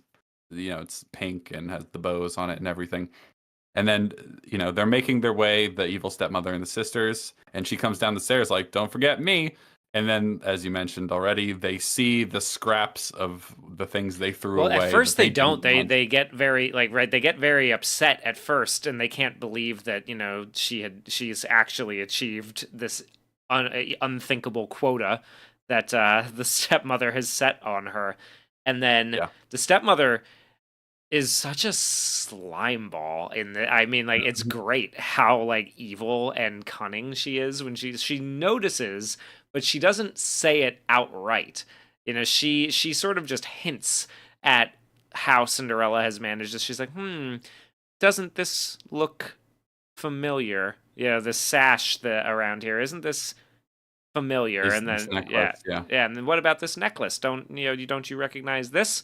And then they realize, the stepsisters realize, and they go, wait a minute, and then they attack That's her. my necklace. That's my sash. And then they rip it off of her in a quite violent fashion, and then they leave her standing in rags, essentially. And then the mother, she's so evil. This is probably like this is the most evil we get. But the mother, or actually no, there's this strong contender for that spot later in the movie. But she lets them rip all her like the dress apart so she can't wear it, and then she goes, "Okay, girls, that's enough. Like, come on now." Like, it's like, oh Jesus Yeah, Christ, you scumbag. what a bitch. You cunt. But like the way it like drips out of her mouth, the like, okay, that's enough. Yeah, Like, oof, it's brutal. And so she's they leave great, her man. standing, What a and great then villain. Very oh, underrated. she is a great villain. Yes. And so she cries and she runs away, and all the animals are looking after her, like, oh no, poor Cinderella. She goes out into the garden. She's under like a weeping willow tree, and and all the animals are looking on, and she's crying at this bench under the tree. And wouldn't you know it, a magical fairy godmother appears.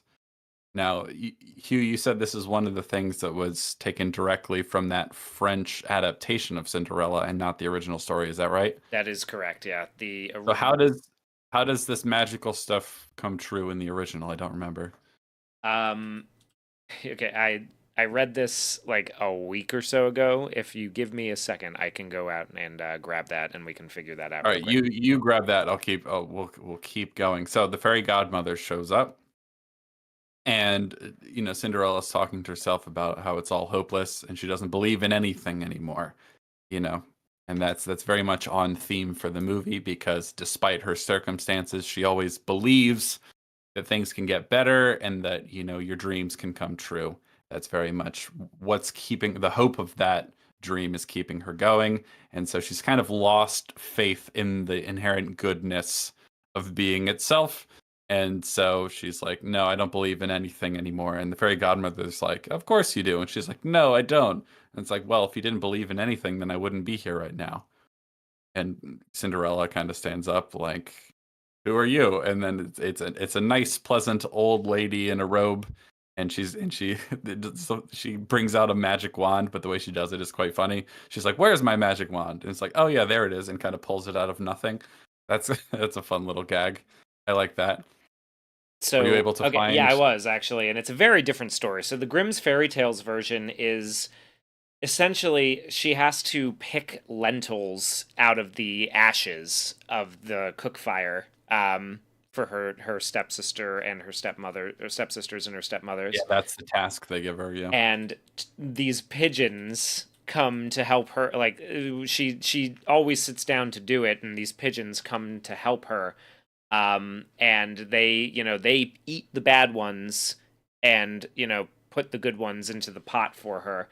And because they do this, they essentially give her the key to this magic spell that'll let her go under a tree and be bedecked with silver and gold jewelry and a dress.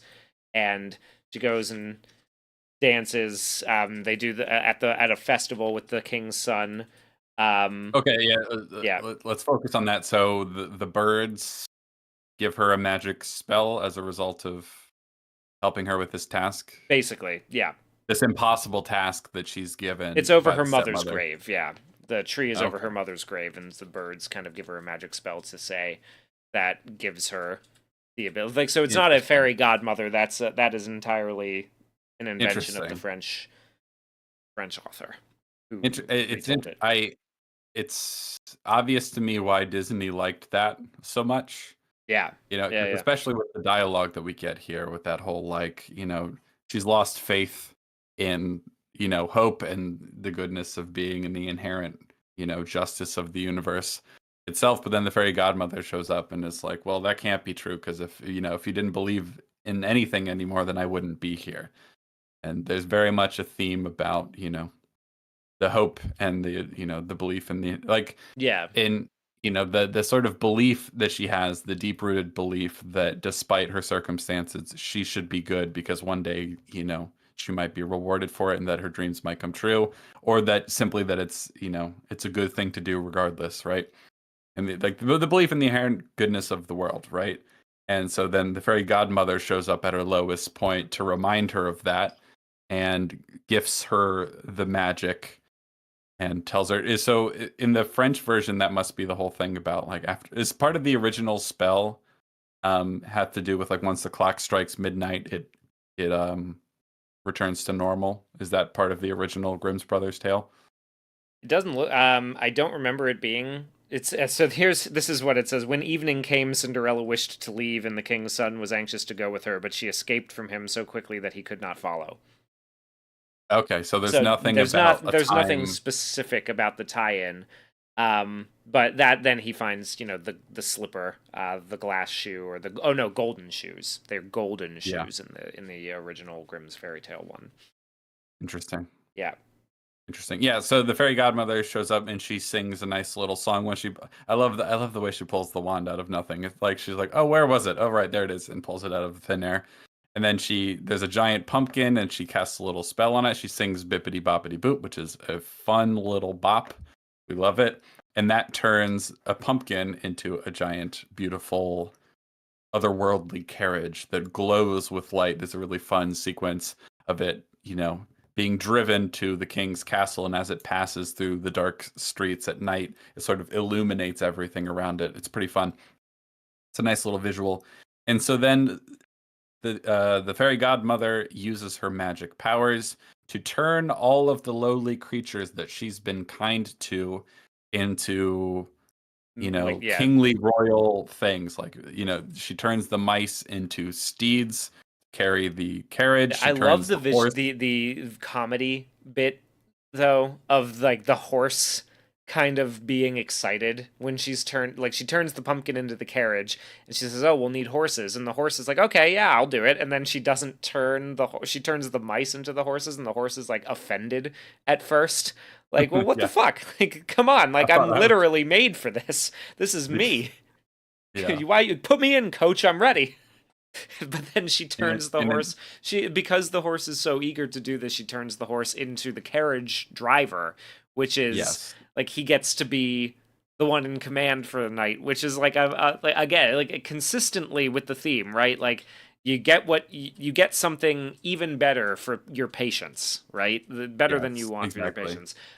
You get what you fucking deserve. Yeah. Yeah, Jay Jameson was asking if the original Grimm's fairy tale version ends with dancing in hot metal shoes.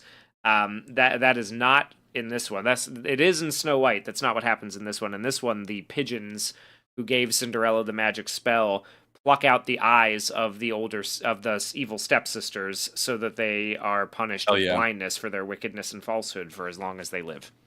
So, Hell yeah, dog. What happens to the stepmother? she's just dead. Bitch is just dead. Wait, how does she die? Do you remember? I'm looking.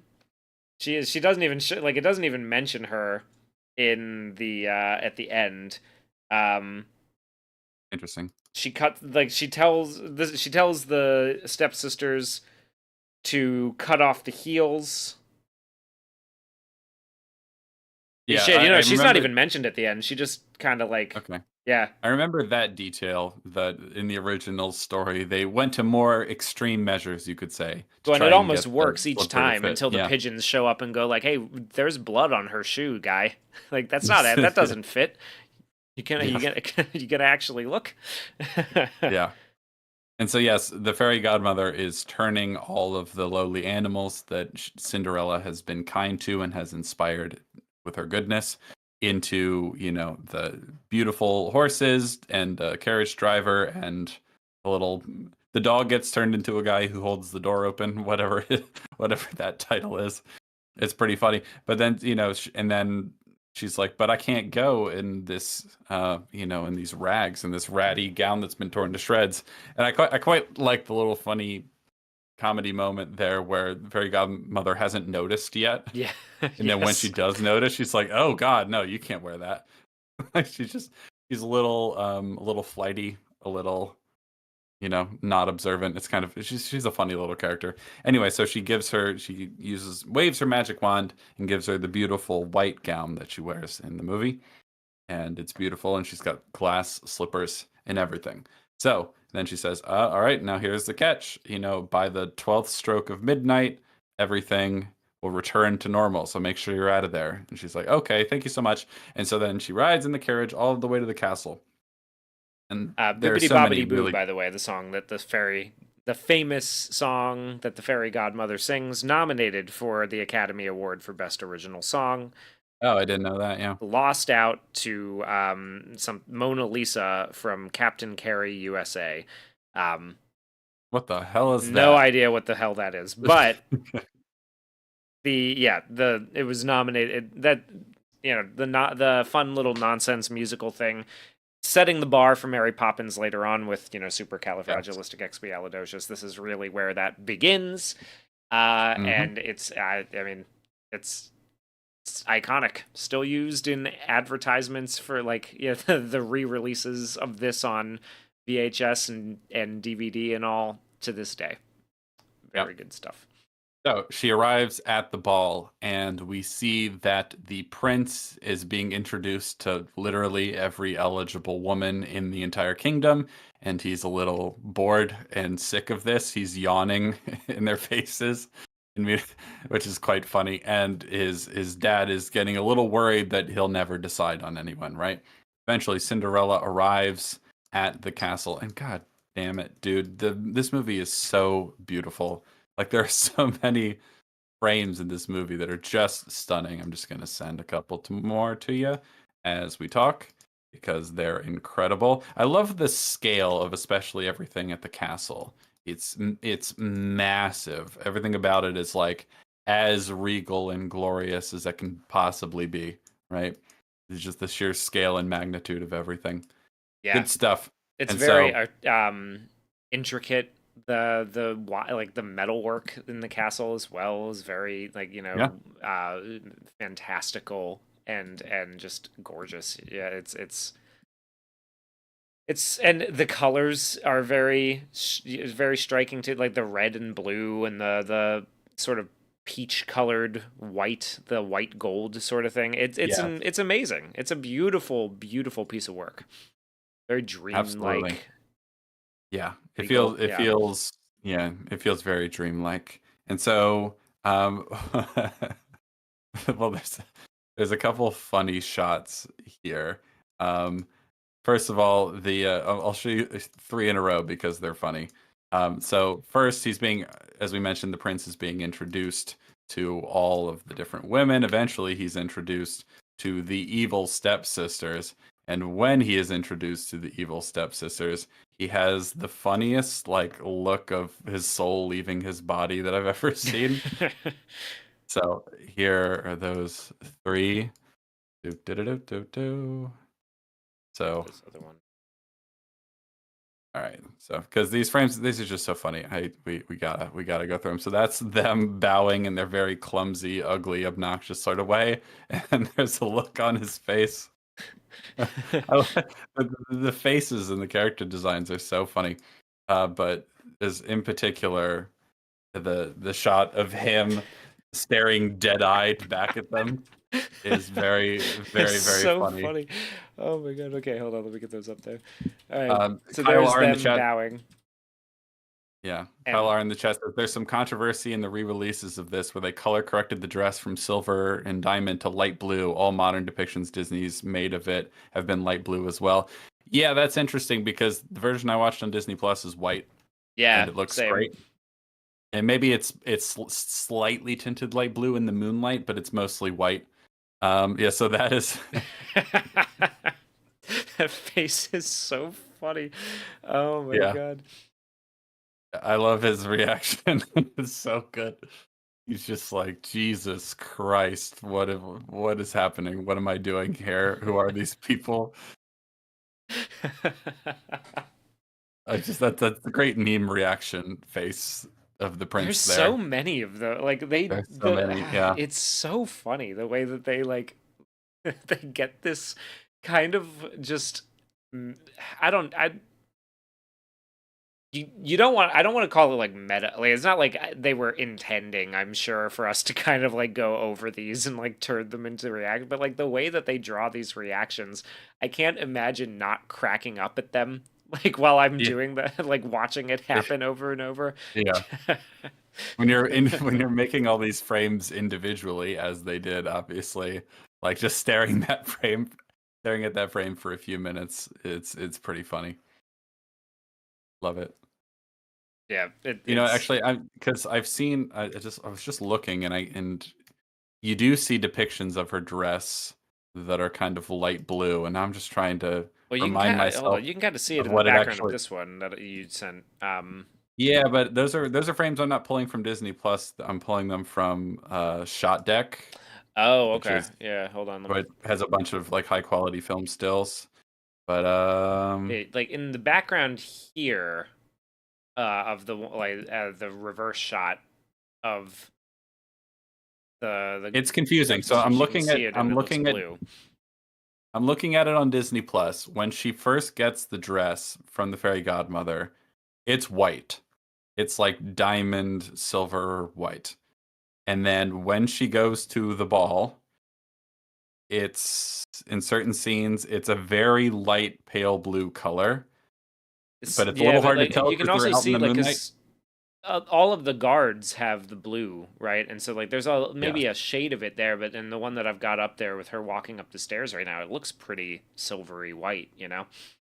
Yeah, but then when she's out on the terrace or wherever they are out in the garden with the prince, it definitely looks kind of blue there. But his shirt is supposed to be yellow when they're inside, but that also looks blue in the moonlight. So it might be just sort of like a moonlight effect. Of course, Disney Plus is not letting me take screenshots because they're very obnoxious about that. This girl smells of cleaning products and oppression. Intriguing. That's good. So yeah, perhaps a little confusion there because depending on the lighting of the scene, both of their outfits actually change color a bit. Yeah, no, his when he's out in the moonlight with her, his shirt even looks light blue, even though it's yellow when they're inside.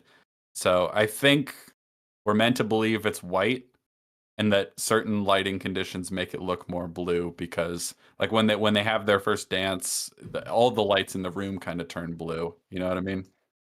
Yeah, So so it's interesting because like when they sell it like as costumes for children, they do sell it as like a sort of powder blue. yes. So that And that makes sense because some yeah of the scenes it is powder blue. yeah that's interesting. But then at the very end, when she gets into it's because it's the same. The wedding dress looks very similar. Yeah.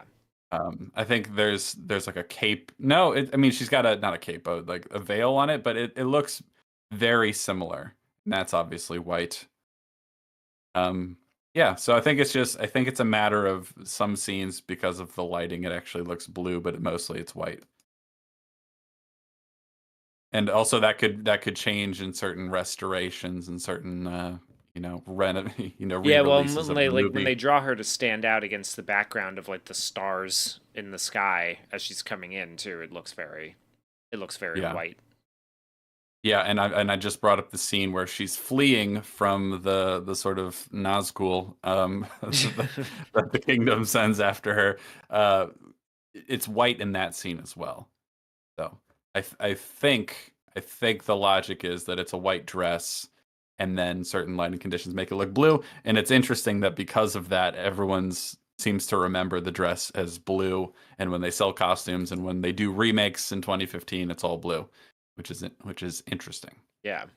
It's Yeah. interesting, but it's supposed to like mass match the glass slippers. So yeah, Mm. I think white is the true color. It's the true color of a dress.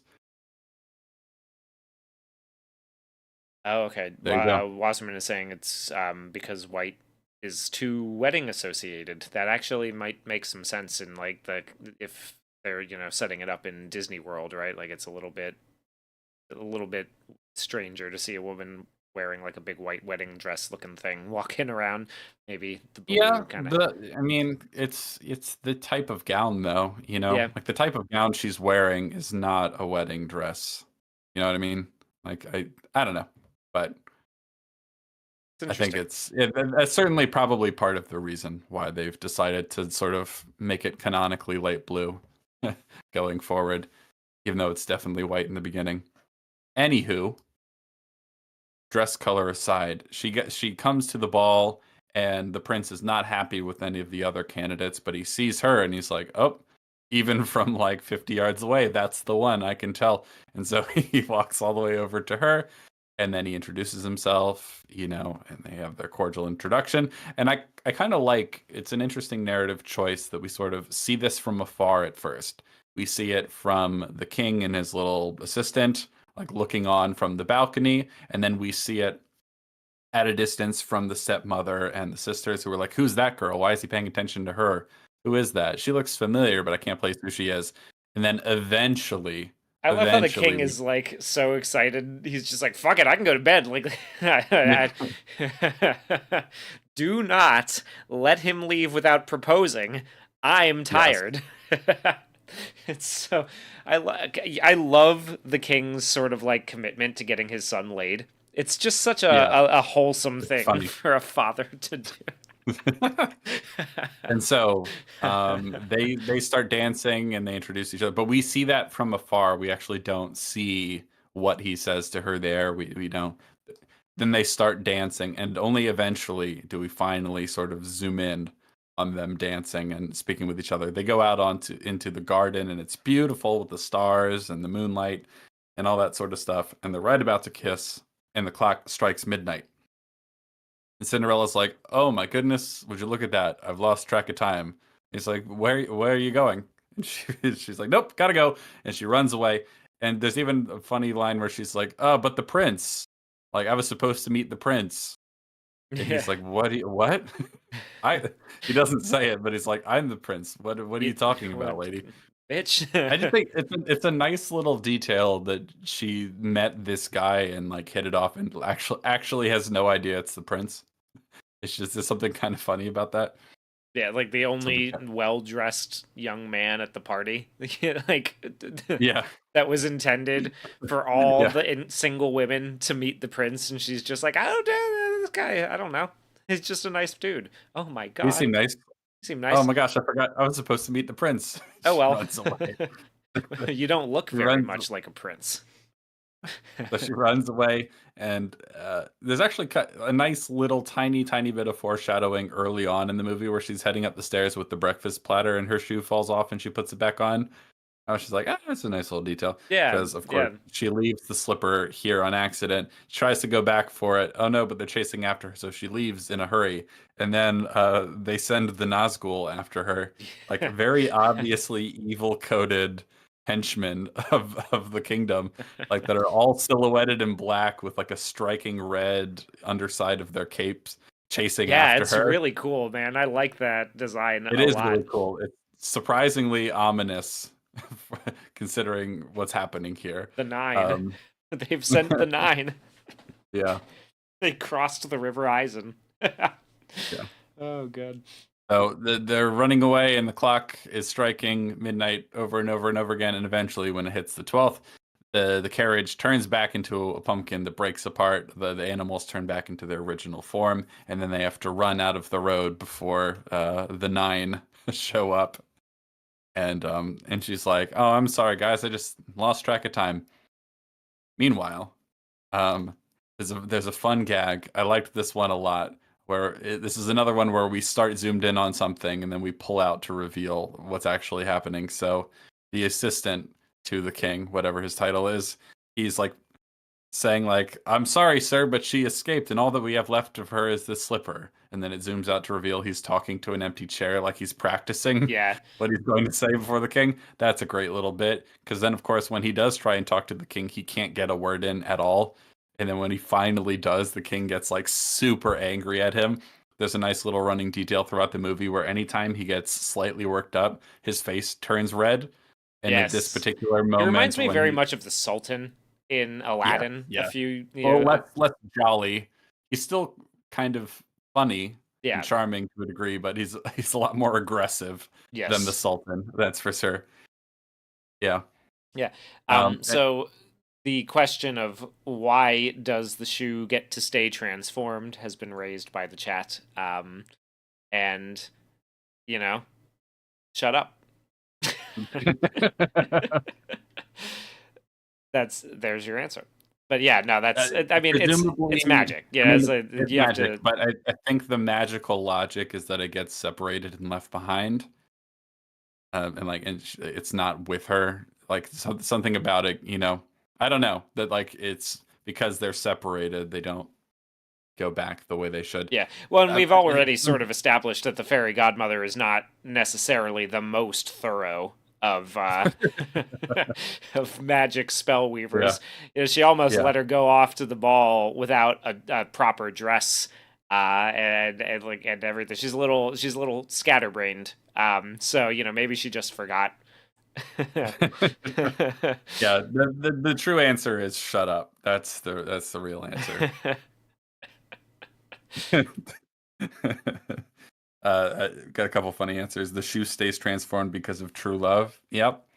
Yeah, That's it that. could be that. It could be because Quentin Tarantino directed this movie. There's a lot of different reasons for why.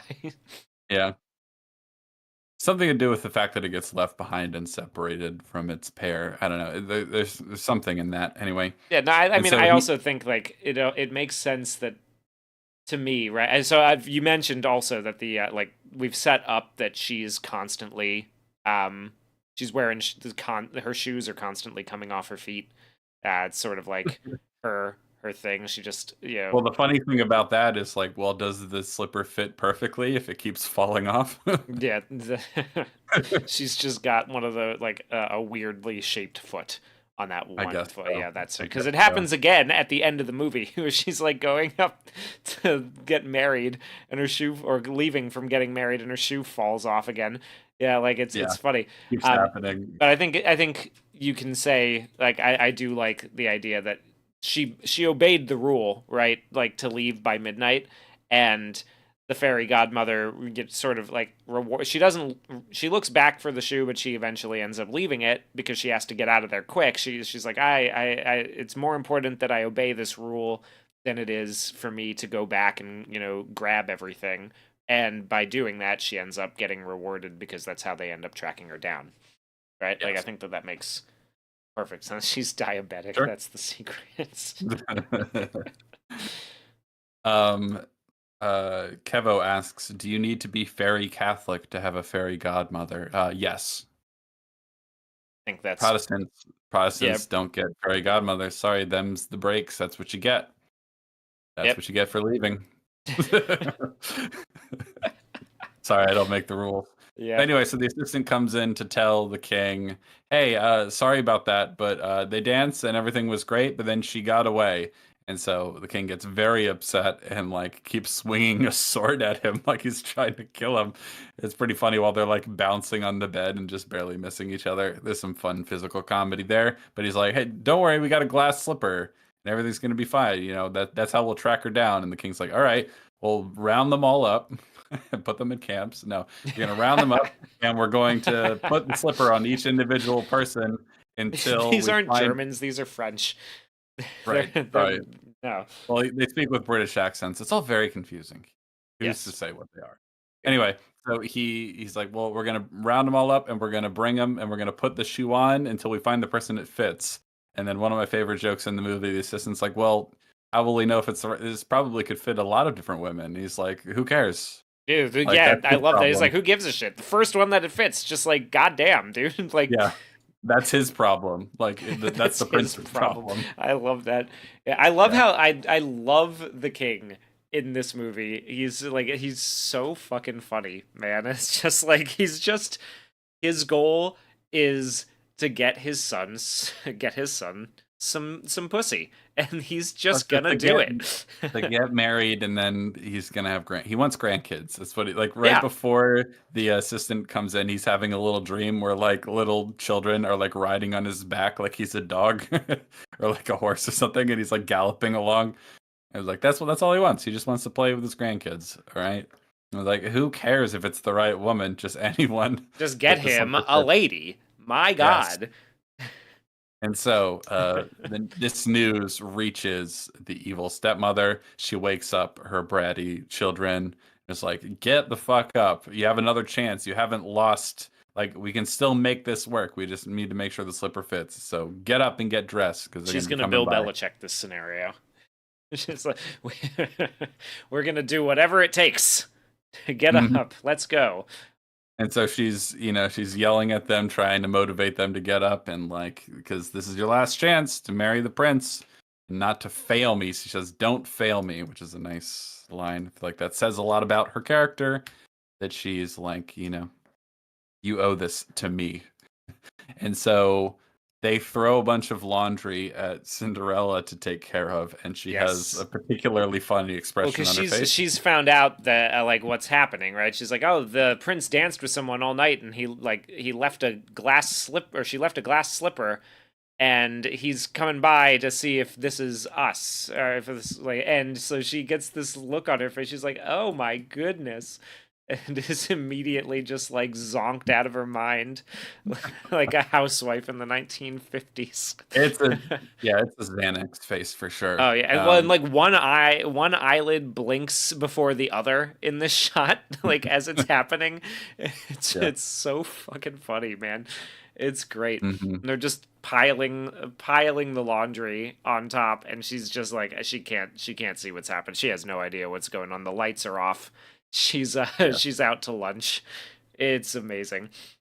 But the evil stepmother notices this change in expression on Cinderella's face, how happy she gets at the thought that she still has another chance, and she puts it together. It's like it's subtle in a nice way, but you can tell she's figured it out because earlier at the ball, she did see Cinderella and thought she looked familiar. Obviously, her hair is different. She's in this beautiful, very elegant diamond gown thing, you know, and so she's kind of seeing her from afar, but she's like she thought she looked familiar. And then by this point, seeing Cinderella's reaction to the whole missing slipper thing, she puts it together. So when Cinderella goes upstairs with a smile on her face, the evil stepmother follows and then locks her in the upstairs room and like Yes. takes away the key, Do we gives her an have the evil shot glare. of the stepmother as she like realizes this? Yes, we The look do. on her face. Hold Yeah, on. let's pull that up. Hmm. Let's pull that They shit up, really, Jamie. the green eyes are really doing a lot of work here. Yes. Dramatic lighting cue where suddenly there is no light on her face, but the glowing of her eyes when she realizes that Cinderella is the one. It's a fun shot, It's of which great. there are Yeah. many in this movie. Yeah. And so What a sh- she what a shot, man. I mean, like, and it changes pretty rapidly. So like it goes from being that room, that bright room with Cinderella and the laundry, to this pretty quickly as soon as she realizes what's going on, as she starts to like hatch her plan to lock her in the attic. It's Mhm. great. Yes, and so she locks her in the attic. Now Cinderella is trapped. She takes the key and puts it in her pocket. Meanwhile, the assistant to the king is going around with the glass slipper, getting all the women that he can find to try it on until he finds the right person. And I quite like the detail that he's done this so much that he's exhausted. Yeah, he's been He's up like, all night. He's like, I yeah, can't he's like look at any yawning more feet. constantly. Yeah. He's yawning constantly. In He's movie. like putting the least amount of effort into reading the royal proclamation.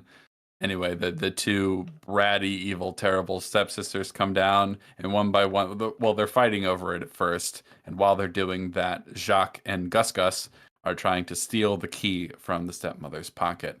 But the stepmother's like, ladies, ladies, stop fighting. We'll go one at a time.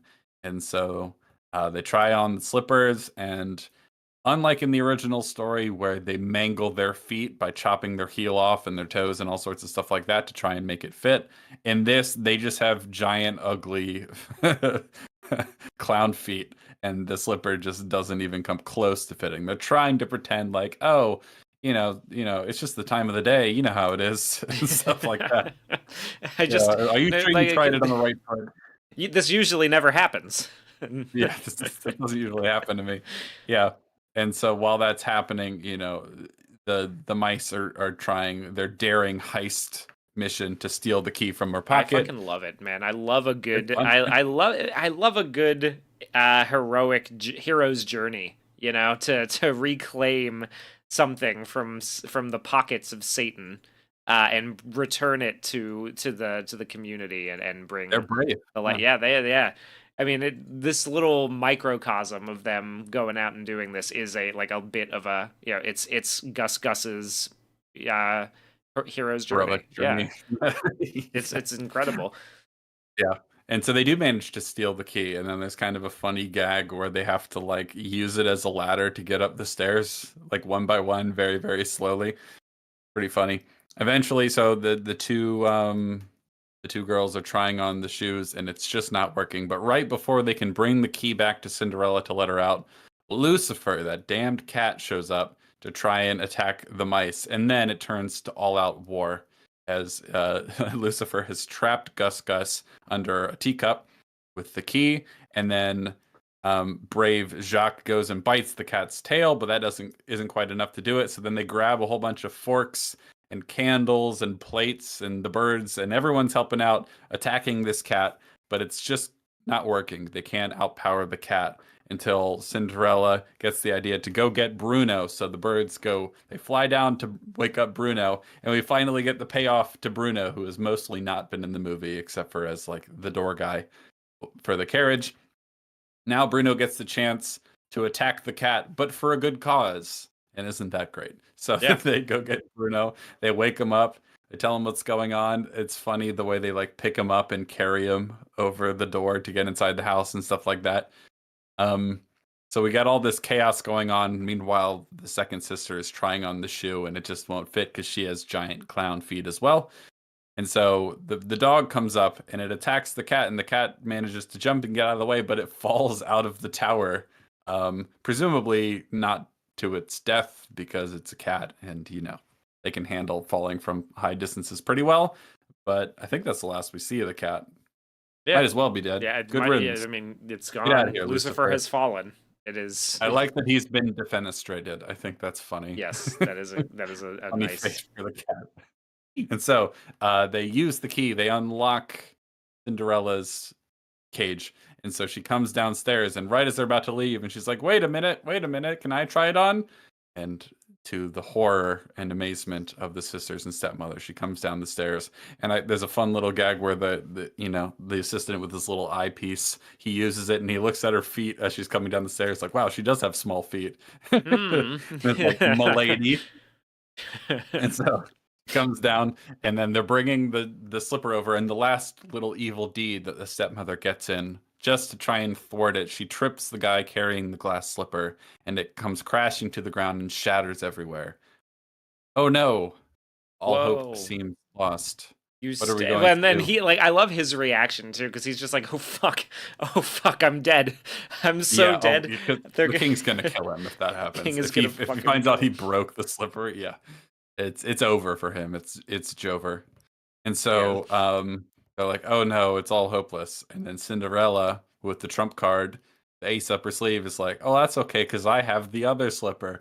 Oh, oh shit. And then the rap air horn goes off like, pew, pew, pew, pew. Exactly. And then we got a nice horrified look on the stepmother's face. We'll show that one too, because it's funny.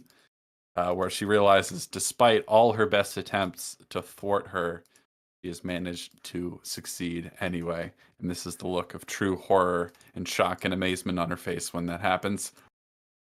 And so, as you might expect, they try on the slipper, and it fits. It fits perfectly, like a glove. She had it the whole time. Yeah. And so then the wedding bells ring out, and we cut immediately to the royal wedding of Cinderella and Prince Charming, which is his name in this movie. And then as they're running down the carpeted stairs towards the carriage that's going to take them off to their honeymoon or wherever they're going, her slipper falls off again. To be honest, I'm not sure it's the perfect fit if this keeps happening, but that's okay. She's just not she's just one of her feet. She's got a club foot. Shoes just don't fit properly. Yeah. Maybe the other foot is like 3 sizes bigger than this one, and she just can't find a good pair of shoes. That this one's just like this is her cross to bear, Hey, Jameson says, again with the petty cruelness, because the daughters have already been disqualified, it's just to spite Cinderella. Yeah. Yes. Of course, because it's envy. Point. And it's like, she is a repudiation of all their wickedness, essentially. That she should be allowed to win over them is just too much for her to bear, and she just can't take it. So she does everything in her power to destroy that for her. But even she is not capable of destroying something so good. And thus, our heroine wins the day, and she goes on to marry Prince Charming. And when she pigeons peck out the stepsister's eyes. Yeah, that happens off camera, but it definitely happens. It definitely happens. It's canon, I'm sure. It's canon. And so as she loses that slipper coming down the stairs, this time the king picks it up and puts it back on for her. Nice little moment. Then they come down to this, gold lined carriage. It's really nice. She gets in, she's waving to all the onlookers and to the to the animals and everything.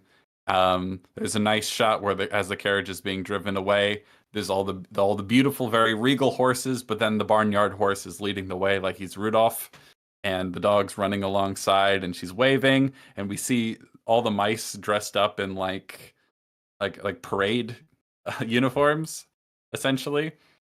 They're all smiling and waving at her, and then we get that iconic shot. We'll show it on screen because it's a really good one of them. You can see them in the back of the carriage as they're driving away, and then Cinderella and Prince Charming, they kiss and they ride off into the distance. And thus ends the story of Cinderella. We cut back to the storybook from the very, very beginning, the framing device at the beginning and the end of the movie, and it says, "And they lived happily ever after." And then the book closes. The end. A Walt Disney production. Thanks for coming. Yep.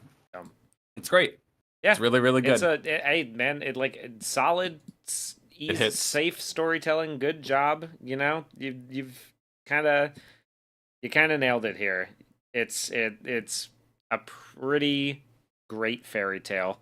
I'm gonna try to find the trivia. So apparently, okay. So there was an alternate ending. But like they changed it to this. So I think this is interesting to note. The original ending was that the Grand Duke discovers Cinderella's identity. She's brought to the castle to be reintroduced to the prince, who is surprised to learn that Cinderella was actually a modest servant girl instead of the princess he thought he was dancing with.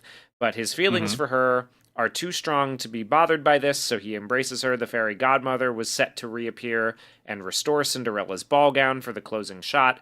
Walt Disney reportedly cut the alternate ending because he felt it was overlong and did not give the audience a proper payoff.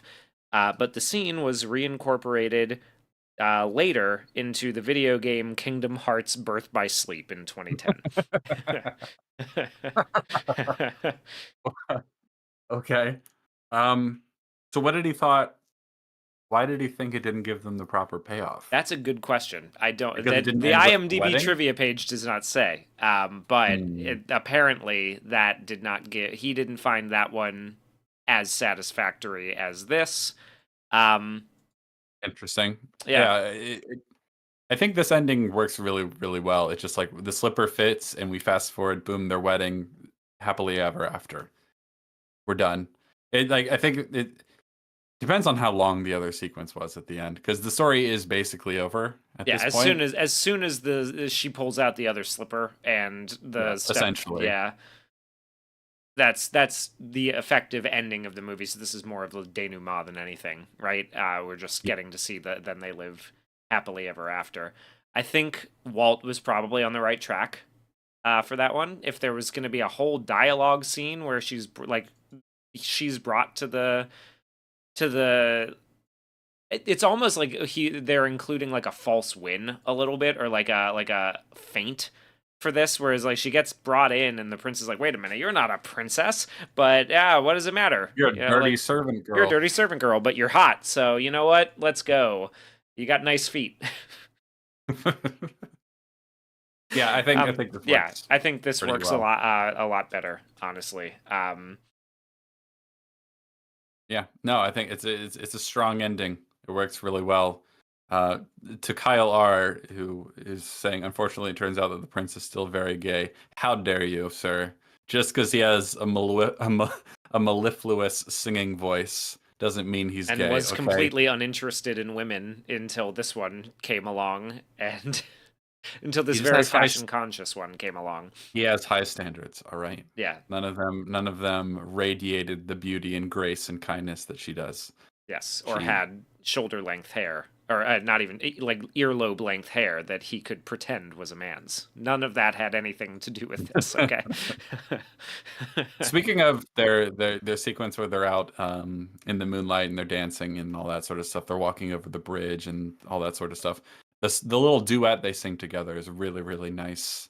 I like the sort of harmonizing they do. They both have really, really strong voices. The music is absolutely stellar in this movie. It's one of the best things about it. I feel like this movie is really cooking with gas in every department, and Yeah, it really shows in the final product. It's great. it's a I worthy really return like to it. form. I think I Yeah. would say very much so. They did a great job, and it was roaringly successful. I think. Let's take a look at how much money it made real quick. Mm. Do-do-do-do-do-do-do-do-do-do-do-do. Yeah. But Great, yeah. great movie, Cinderella. Lovely little gem. So that Also let's interesting see. to note that this is still in the era where Walt Disney wasn't distributing his movies himself. This is another RKO Pictures. I'm kind of curious to see when that changes. Yeah, me too. So the studio was over $4 million in debt by 1947, so 3 years before this started. This was made for a budget of 2.2 million in 1950. The box office return reported on Wikipedia, which this can be between like multiple re-releases, but $182 million on a $2.2 million budget. That's Um, pretty good. that's pretty That's fucking great. Yeah. that is pretty good. Pretty good stuff. Yeah, and as Jay Jameson points out, it's like the question of whether she's actually a low class servant girl or not is never really super important in this movie. Yeah. Because she is still does have a sort of royal or like a aristocratic lineage. It's just a question of the fact that she's being horribly mistreated, as Jay Jameson points out. That is true. So yeah, so making it about that, like, oh no, you're just a servant girl, like that wouldn't really Yeah, fit that's because a that's good not really point. what the Because that's story's yeah, about. It's not she really about the is class she's an difference. aristocrat who's been brought low by Yeah, unfortunate circumstances. She's not yeah, she's not just like a peasant servant who noble. char Yes, yeah. Dave, that is the word I was thinking of. I just couldn't think of it. Yep.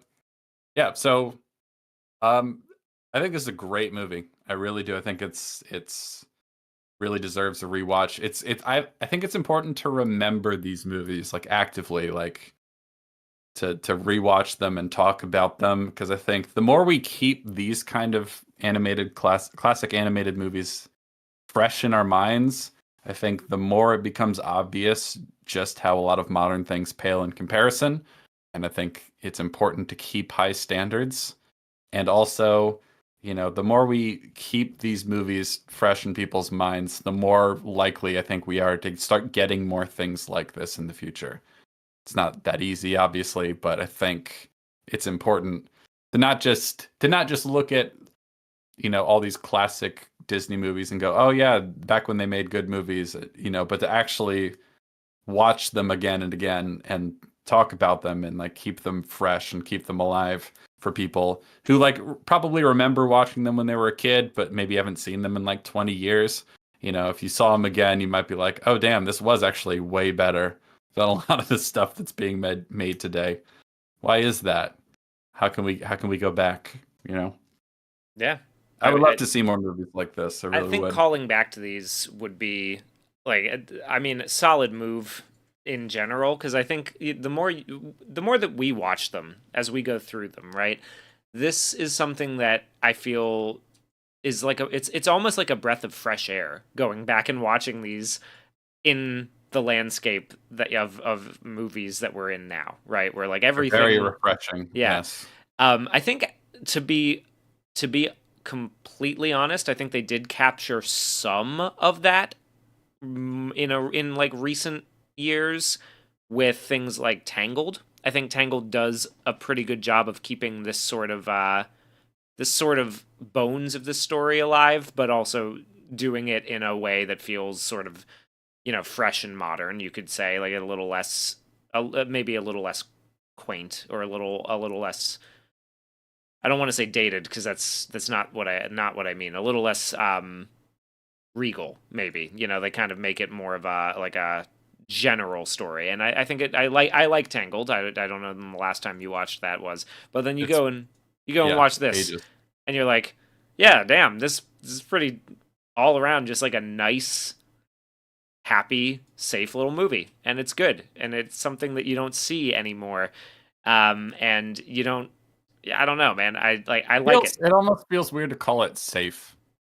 Like it Yeah, well, just they like wouldn't consider something like this safe anymore, so I shouldn't be saying that, right? Like, this is something that I think yeah. would be a big risk for them, or they would feel that it Yeah. would be if they tried to make something this simple, Yeah. and straightforward And today. timeless.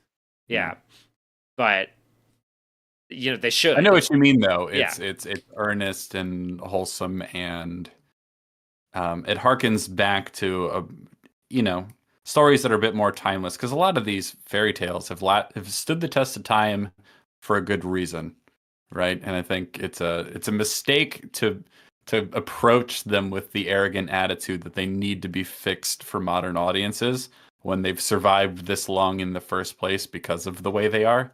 And so I would like to see that sort of arrogant attitude disappear. I would like to see that go away, please. Topaz Dude says, I like this movie. I personally think it really needs a live action remake to improve things.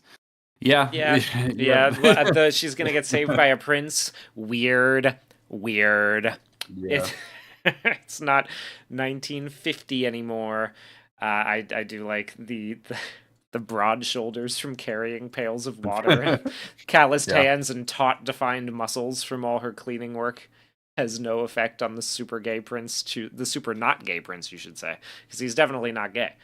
He just likes a woman with a buzz cut and hairy armpits. He's getting Oh, dude, you're getting close. close. You're getting close, dude. Anyway, yes, Cinderella. It's a great movie. I really, really like it.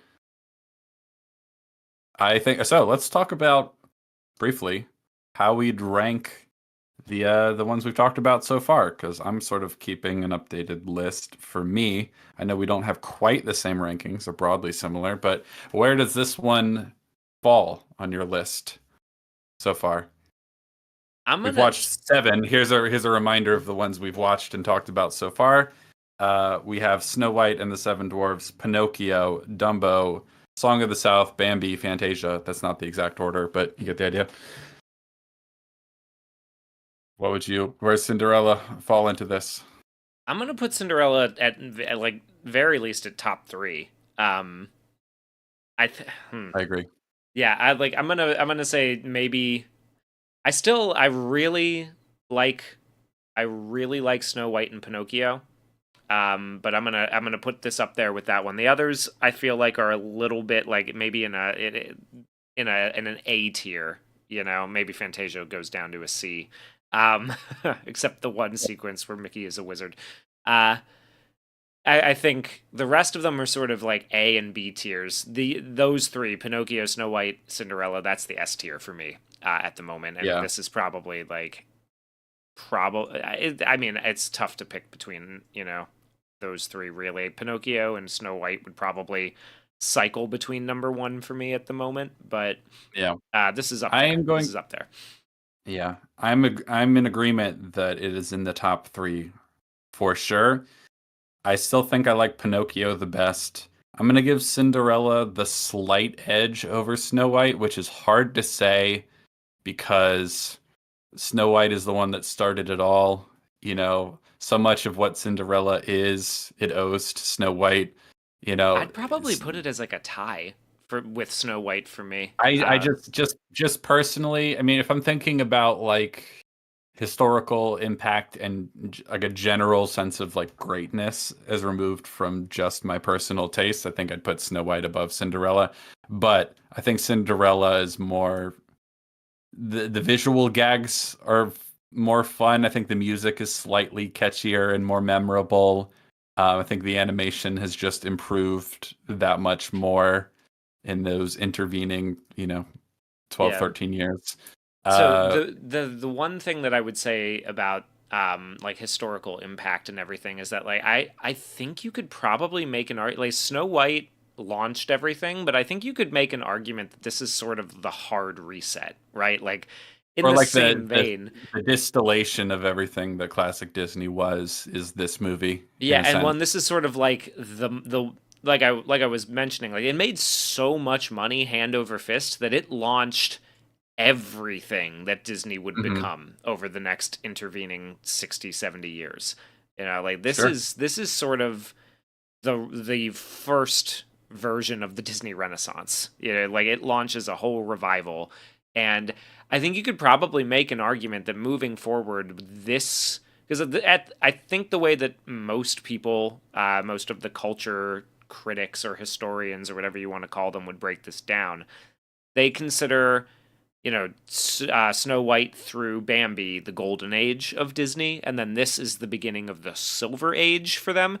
I think you could probably make an argument that this is like maybe the start of, maybe the start of a golden age of Disney stuff again. I don't know that there's it's hard to neatly put it in eras like that. I take your point that this is incredibly impactful and influential on everything that Disney is remembered for and becomes in the decades after this.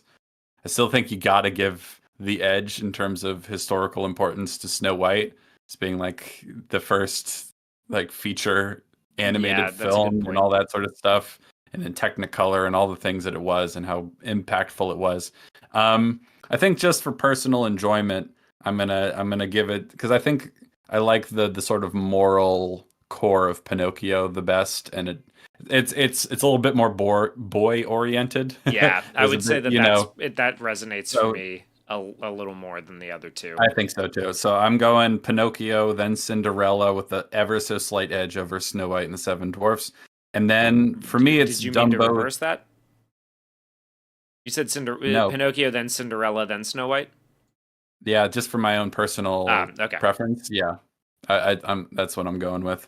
And then Dumbo, then Song of the South. I did like Song of the South quite a bit, but it's not as charming because only like 15% of it is actually animated. Yeah. So that's Dumbo's a little bit better in my opinion. Then Bambi, just because Bambi's all right, but like it's just kind of too vignette-y. It doesn't have as strong of a story, and I kind of get a little bored watching it. And then even more extreme, the same criticisms for Fantasia 1940. It's just some of the sequences in that movie kind of suck. I think I would agree with that, or that ranking, actually. I think I'm with you on that for sure. Gus Gus is probably one of my one of my favorites. Big Samwise energy from the Fat Man himself. And I'm let's go. I love the way he talks. It's so funny. Oh, we didn't even talk about one of the best jokes in the whole movie. Remember, like, so they, Cinderella comes back up to her room when she thinks she can't go, and then they open up the wardrobe and they present the dress to her. And Hugh, what does Gus Gus say? Happy birthday. It's great. I love it. Yeah, it's a great little joke. Yeah, I can't believe we almost forgot to mention that. Yeah. So I think it's just slightly more well-rounded than Snow White, I think, just by a hair. So that's my rankings of them so far. I think I'm gonna agree with that, and I'm very excited to get into to get to Alice in Wonderland and to get to next. A few of the others in this. What's after Alice in Wonderland again? After Alice in Wonderland, we have, let me double check the whole chronological list here. So after Alice in Wonderland, we have Peter Pan, and then Lady and the Tramp, and Sleeping Beauty, and 101 Dalmatians. That's the next few in the list, and those are all. I remember those all being absolute bangers, so I am really, really excited, especially for Peter Pan. I have not seen that in a long time. I'm excited for Peter Pan, and I'm excited for Sleeping Beauty because I think I've only seen Sleeping Beauty once when I was a child, and that's it. So that one will be probably the most fresh on a rewatch. So I'm definitely excited for that. So maybe not next Sunday. I'm not sure exactly what we'll be doing next Sunday yet, but I will be in New Orleans next Sunday, so I will not be available. Well, all right. I guess we're not streaming next Sunday then. But the next continuation of the 2D arc will be the 2D Disney arc. That will be Alice in Wonderland. So you can look forward to that. And I guess we won't be streaming next Sunday. which is next Sunday's Easter, right? It is Easter. Yeah, I It will is be Easter. in New Orleans for Easter, and I'm very, very excited for that. That's pretty dope. I've heard That's pretty that dope. Mardi Gras is for the tourists and Easter is for the locals, and I am very excited to get to. I've never been. This is the first time New I'm Orleans ever is going to have great. been I'm a to New Orleans. huge fan. So I think you'll like it a lot, especially as a fan of jazz. You like jazz? I think I you'll like like jazz. Jerry it. Seinfeld would work on me in that if. So, yeah, no stream this next Sunday, but the one after that, we'll be back with whatever we're talking about then. We thank you very much for joining us for this little chat about Cinderella.